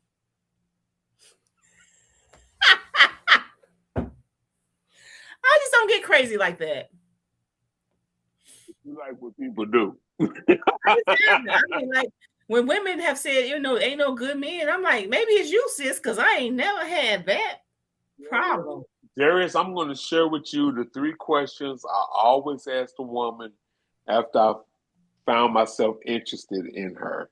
And I'm going to ask Monica those same questions. Not that I'm interested. Gotta put the caveat out there. Let's hear it. Okay. 3 questions that I've always asked is, if you had an opportunity to conversate with someone that was no longer here, who would it be? That's number 1. Number 2, if you are stranded on a deserted island, but you're allowed to have 5 CDs, I'll tell you how long ago that was. 5 CDs. Yeah, I've been married 20 years. What 5 CDs would be in your collection? And number 3, and this is the most important, what is your favorite part and way to excel? So, Monica, I'm going to allow you, as I sip this old fashioned, to answer those questions. Not allow. Let me go with the last one first, because I've been drinking. No. I need you to answer them in order. In order? Yeah. So if you were allowed to have dinner with anyone that's ever walked the face of the earth, that's alive or past, who would it be? It would definitely be my mom, who transitioned in 2020. Because she was just such a quiet strength. And I don't think she knew how powerful she was. Like, when we had her funeral, which was Veterans Day of 2020, and her siblings, because, the oldest Black girl becomes the matriarch. So all of the things, like I said, man, I wish I would have, like my aunts and uncles just saying the things that she did. She was not allowed to have a childhood. Like, I had questions that I want to have a conversation with her. Like, Mom, how did you feel like not really being allowed to be a child and taking care of your siblings, and at your funeral, that's when you hear just how much of a phenomenal woman you were. So it would definitely be my mom. Like, I want to know, like, did you know how phenomenal you were? Like Chris Rock said, if a family has more than 5 children, they don't raise all 5, they raise 2. And those 2 help raise the rest of them. So thank you for answering question number 1. Okay, what's number 2? Question number 2. You're stranded on a deserted island, but you're allowed to have 5 CDs to listen to. What are those 5 CDs? We will get to question number 3. You ain't got a word. Okay, so 5 CDs. It would definitely be a Thriller with Michael Jackson. It would be Lauryn Hill's solo album, Miseducation of Lauryn Hill. I can respect that. Mary J. Blige's first album. Okay. Tribe Called Quest. I think it's the album from 90. I was at Bragg, so like 92, 96. Can I kick it? Yeah, that one. And then it would be what's the two brothers? Andre 3000 and Outkast. Stank on Ya. That was that 5? I think that was 5. Yeah, that would be the 5. That was 5. Stank on you. Okay. All right. Okay. Now let's get to question number 3. The best for last. What is your favorite part of Waiting to Exhale? My favorite part was the all girl, because they redid that in Insecure the last season. It will be the pajama scene with the ladies and them recognizing that some of them ninjas that they was fooling with were not worth the energy that they were giving to them. So I just love that scene where it's just women empowerment with, Whitney Houston, the original Dream Girl. What's her name, y'all? She was on Different World. I hope he's not watching me as I walk away. Oh, he's watching. Rashawn. Oh, yeah. Rashawn. No, not Lee Rashawn. Oh, Sunshine. Oh my God, what is her name? Because Loretta Devine was in that one too. Loretta Devine.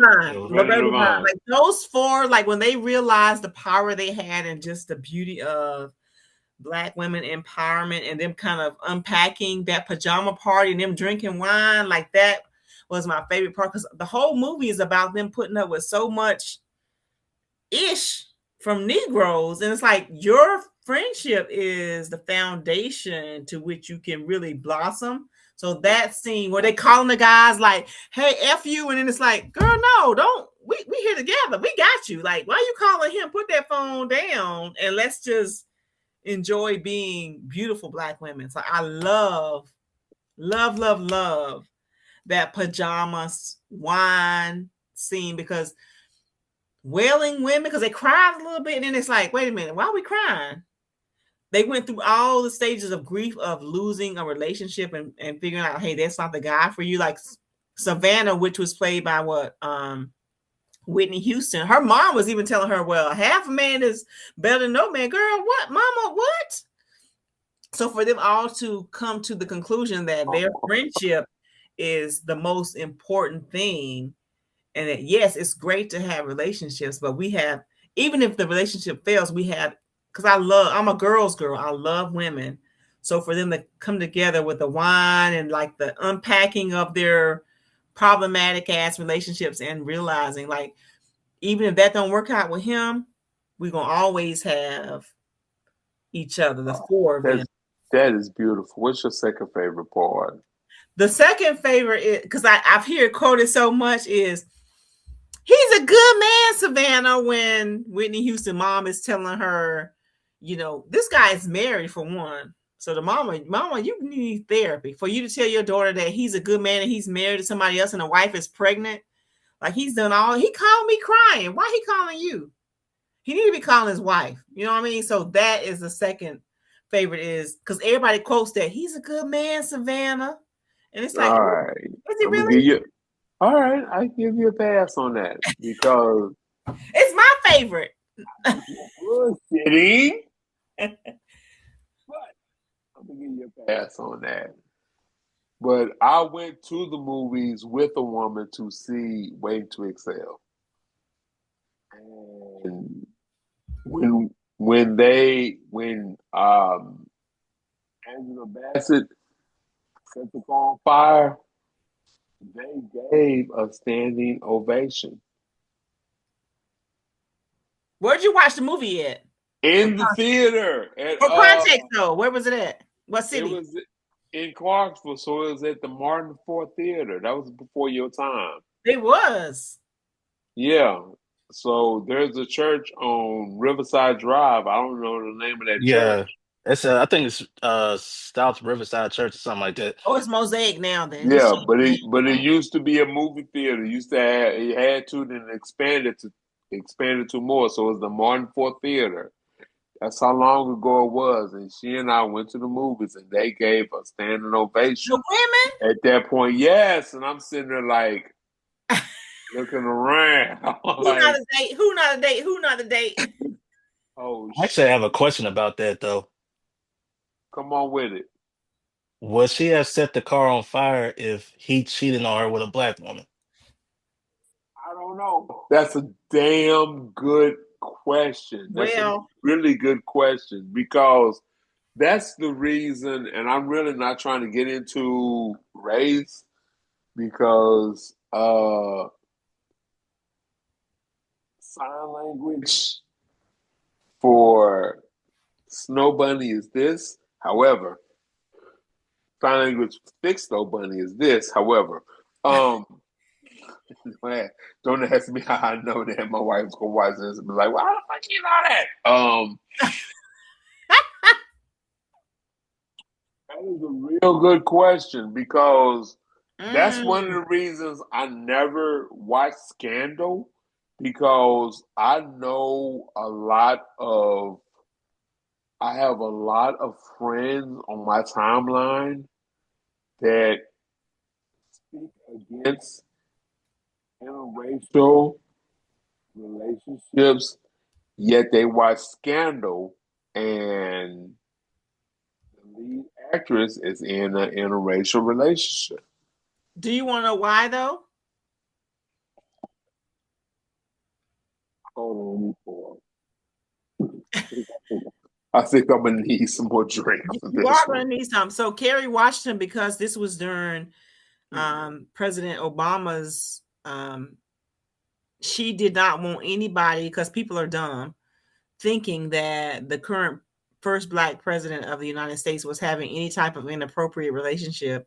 So she would only agree to do the role because it was between her and Gabrielle Union, which we know Kerry Washington is a better actress, hands down, if the president was white. So that's why the whole interracial relationship was going on, because she's like, I'm not going to do it, because she eats every role she does unless the president is a white man. And they say allegedly, purportedly, whichever Lee you prefer, that it was based off of the relationship between Condoleezza Rice and George Bush.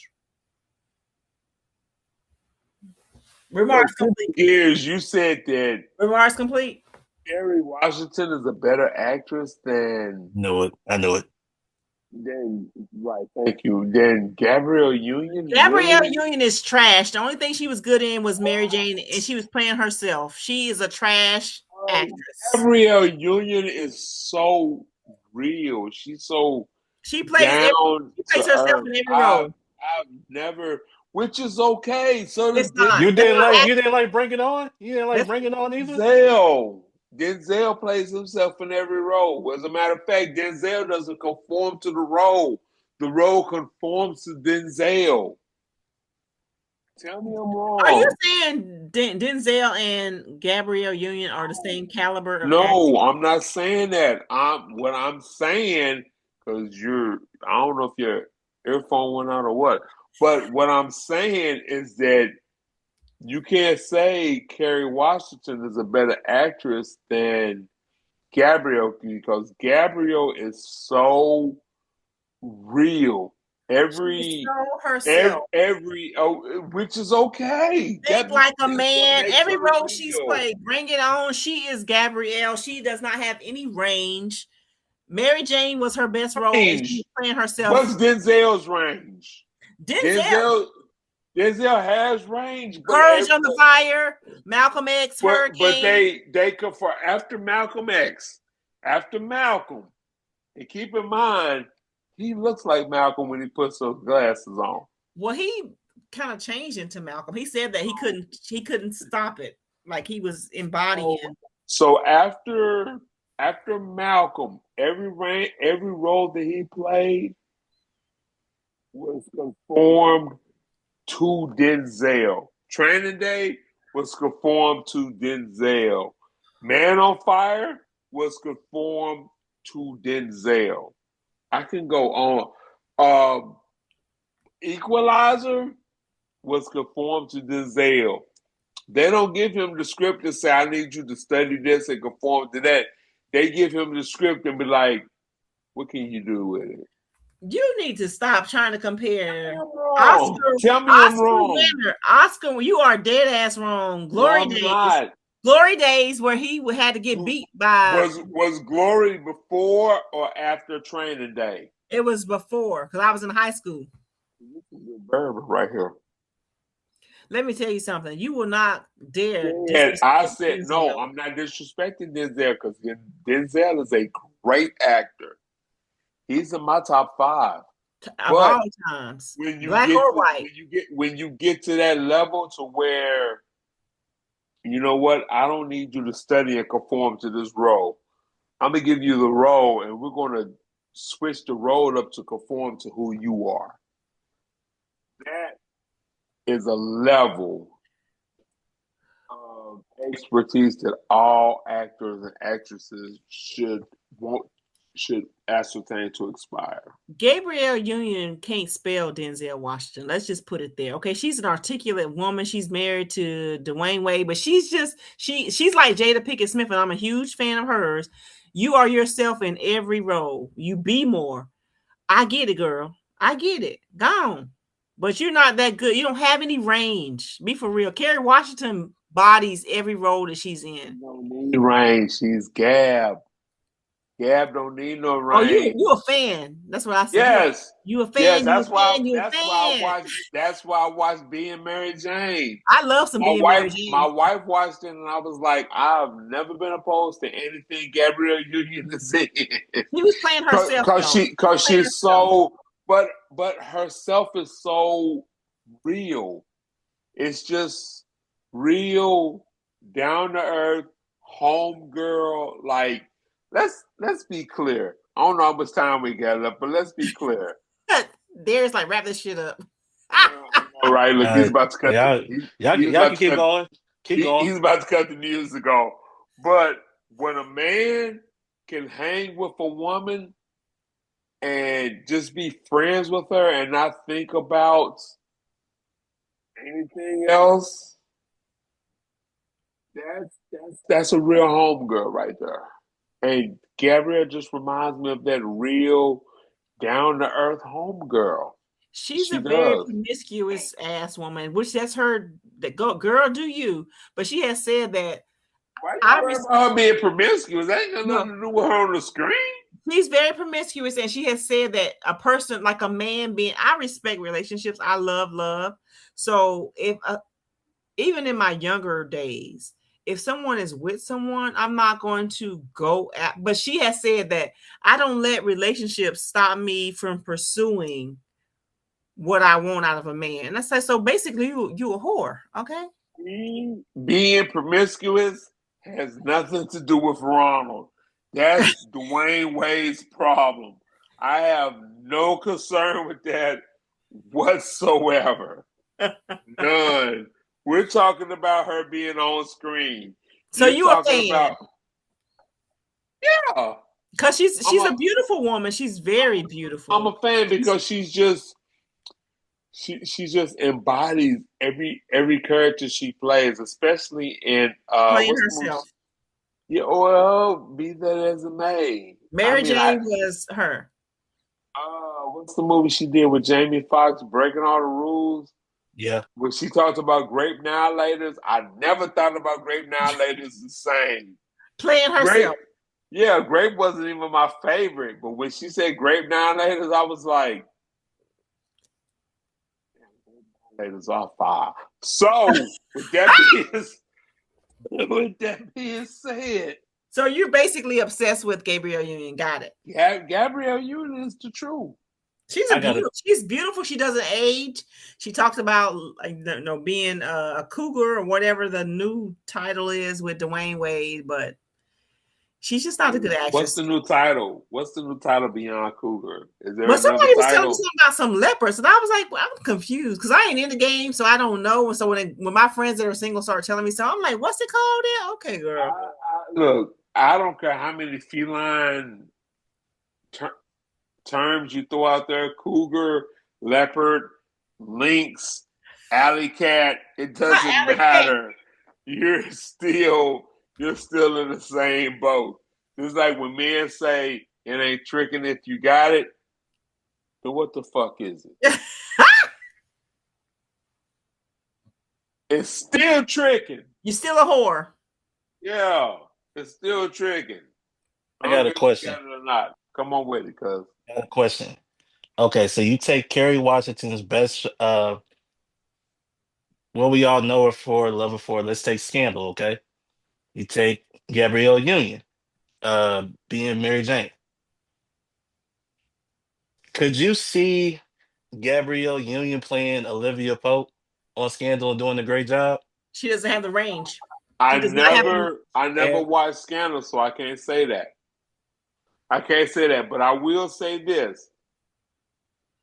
To me, Kerry Washington's best role was I can't think of the name of the movie, but she dated who plays the new Iron Man? What Oh is yeah. That was a not good Iron movie. Man, the new Captain America, Anthony Mackie. Anthony Mackie. She dates I Anthony know, I know that Mackie. one. I know that She one. got it. Is it she got it or she No, has it or She no, hates him or she, something. She no, hates she him. hates me. She hates me. hates me? That's it. That's the one. I can see Gabrielle Union playing that role. I can see that. Why you got the stank face on, Monica? She Damn. does not have the range for that role. I couldn't even see Gabrielle Union playing in That role the doesn't even require enough range. My mama could play that role. Not I your hope she mama. Don't would. bring your mama into this. Your mama I is hope she would, but my mama could play that role. I'm just saying. no. I could see that's just like here's the perfect example. Football wise, Patrick Mahomes has been very successful. Very successful.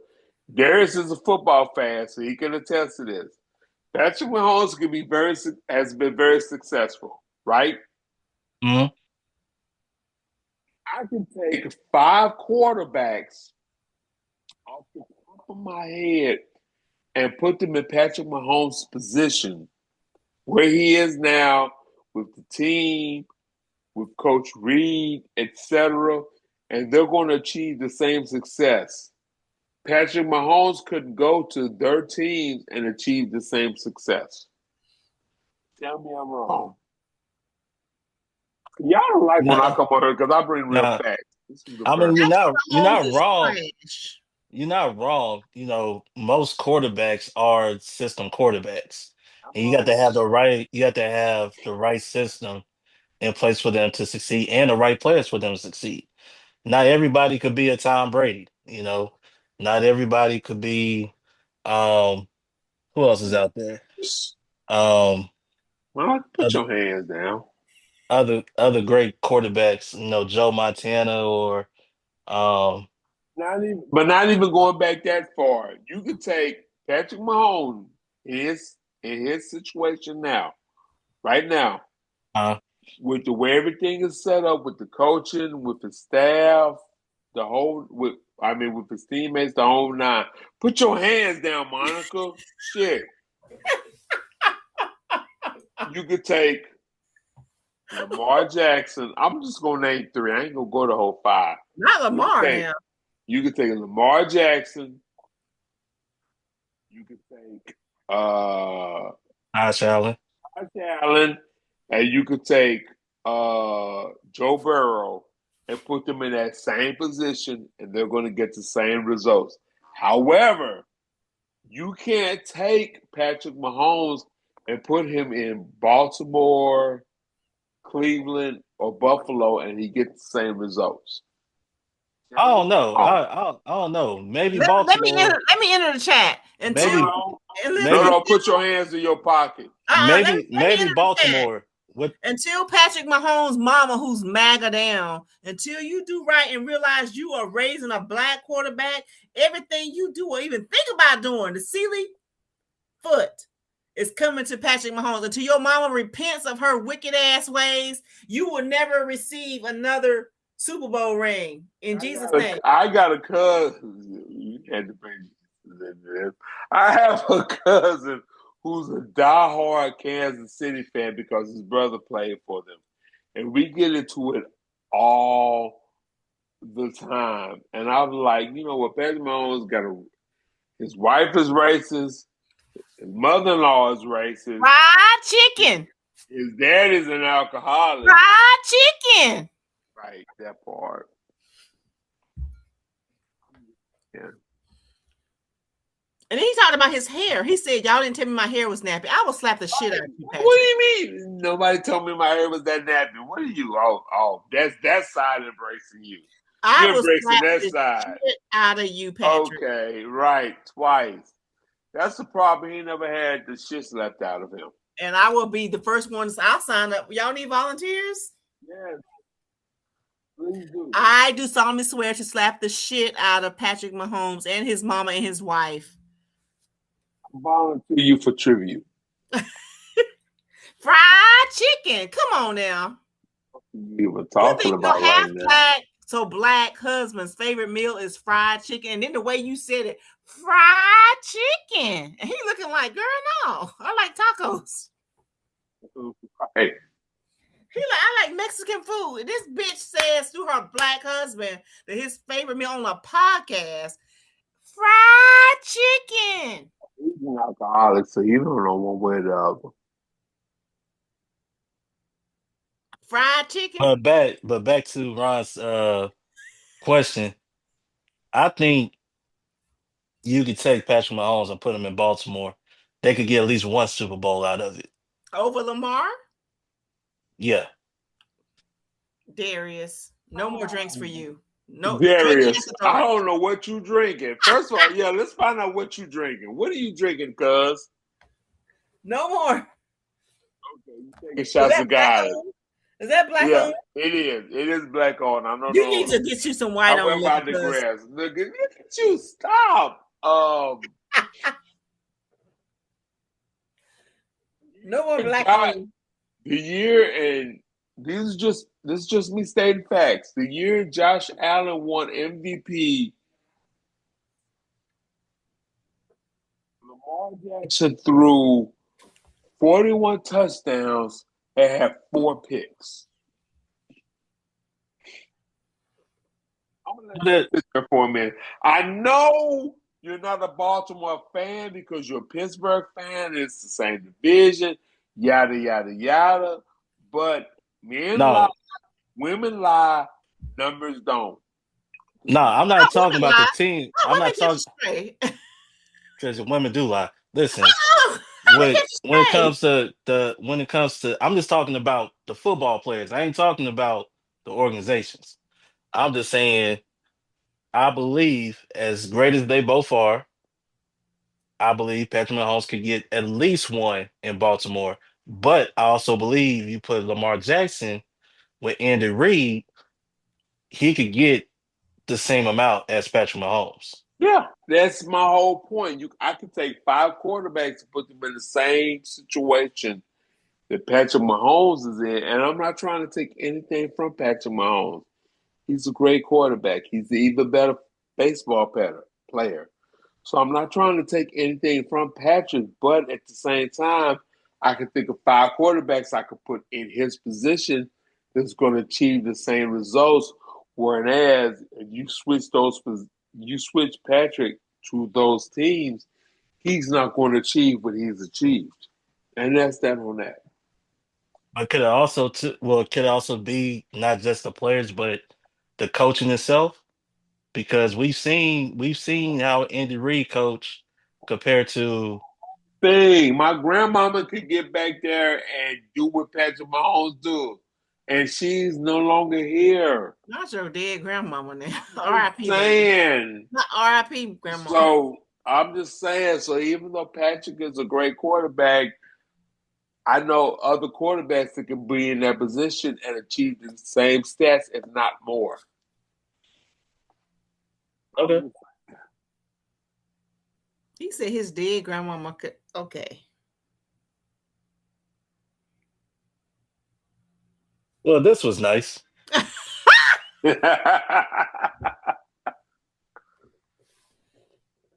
This was real nice. This was real fun, man. I mean, listen, this Tanny, we always have a great time, everything like that when we come together. Just listen to you two give y'all perspectives on different topics and everything. I know I surprised my cousin tonight, Ron, with the topic, and I know Monica was gonna be very, very animated with another topic. Just I get the best of both worlds when you two are on here. So always appreciate y'all coming on and everything. Oh, and Monica, let the people know what's going on with your campaign and everything like that.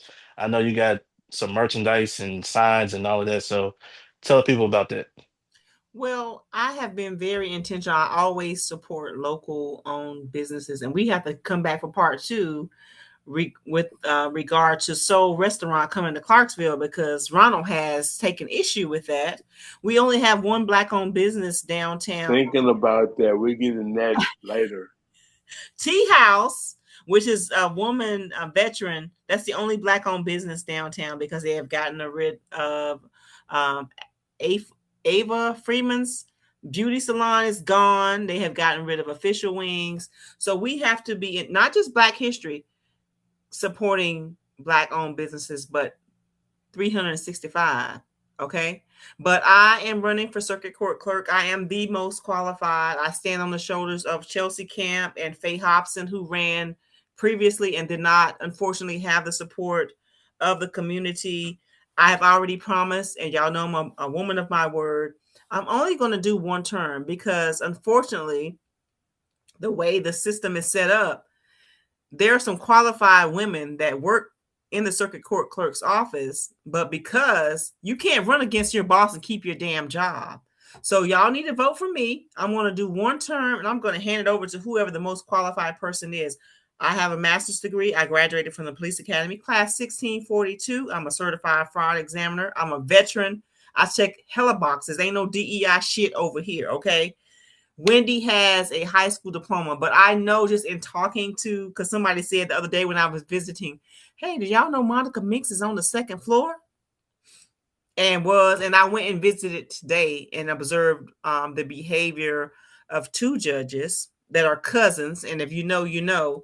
But it's time for the new generation to take over. And that only happens if you vote for Monica Meeks. I'm an independent candidate from July 17th to August 1st. Election day is August 6th. Do not wait to the last day. But look, come up here. Come closer. Vote for me so we can get a younger person in that seat to take over, because young people are innovative. Things that should be so simple, tutorials for petitions of divorce, expungement clinics. Let me tell y'all something real quick about these nonprofits. I love collaboration.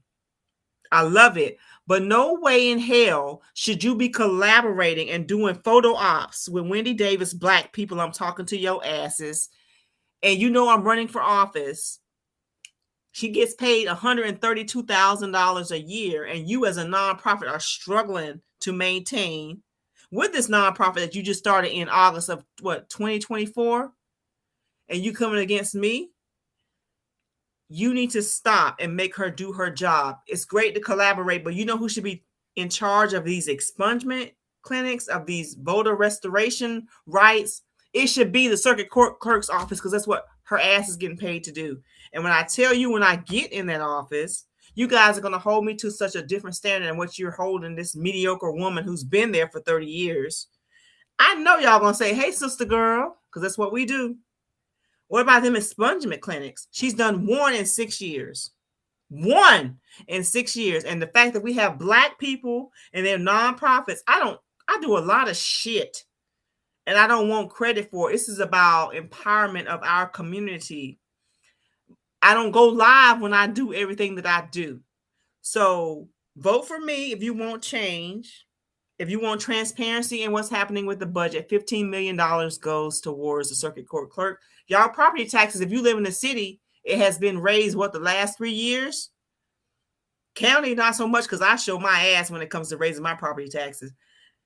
When it comes to the amount of expungements that we have, when people don't even know, I had a well-meaning young lady from APSU who reached out. She said, "Hey, auntie," which I think that's a term of endearment. And I was like, okay. She was like, "Hey, my boyfriend got some charges. I heard you running for circuit court clerk. Can you help, him get a lesser charge?" And I was like, oh, that's not really in the wheelhouse of circuit court, but people don't even know what the circuit court clerk does. And when I was talking in my campaign kickoff, and I was telling people about the divisions and all this stuff that fall, like traffic, juvenile, we don't need to wait for Junebug to get in trouble for you to be like running up to me, "Girl, zero tolerance policy. He got caught vaping." And now you want to learn. You need to learn pregame, like we do everything else, what rights you have. So when Junebug does get caught with a vape and it's a zero tolerance, they kick his ass to the alternative school when he doesn't get to walk the stage.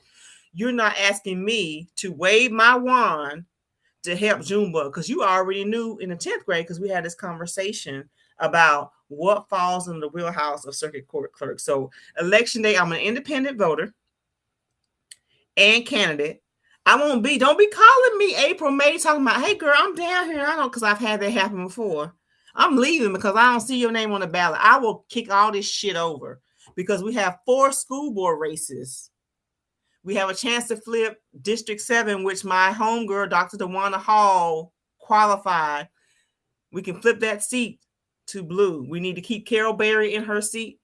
Jimmy Garland, your ass needs to go to hell. But meanwhile, before you go to hell, you need to sit down and give Jackie a chance to run. She is an advocate for students and parents.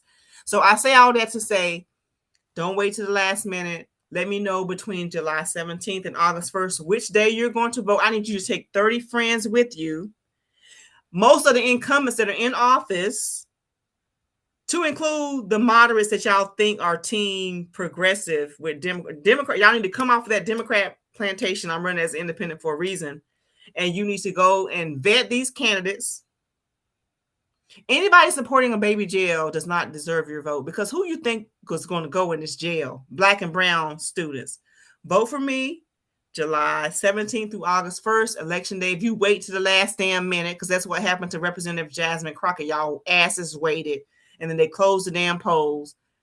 Don't wait to August 6th, because if you wait that long, you're going to have to go to whatever your precinct is to vote. But if you vote early, we have 3 fabulous locations. North Clarksville, we got Ellen Park. It's called, I think it's Rich Ellen, whatever that park is. And then we have Veterans Plaza, 350 Pageant Lane. But vote for me if you want change, because I'm not going to do a bevy of terms. I'm old. Okay, I'm 51. So if I do one term, it's 4 years. Whoever is qualified, who's been afraid to grab a petition because you don't want to get fired by Wendy, vote for me. 4 years, and I'm up out of there. And then all the innovation and tech stuff that we need, we will have access to, because Wendy and her 30 years in that fucking office will be over and done with. There are too many people that have been allowed to run uncontested that don't want change. Montgomery County and Clarksville, 4th largest city in Tennessee. But as far as, we just got e-filing February 1st, happy Black History Month, right?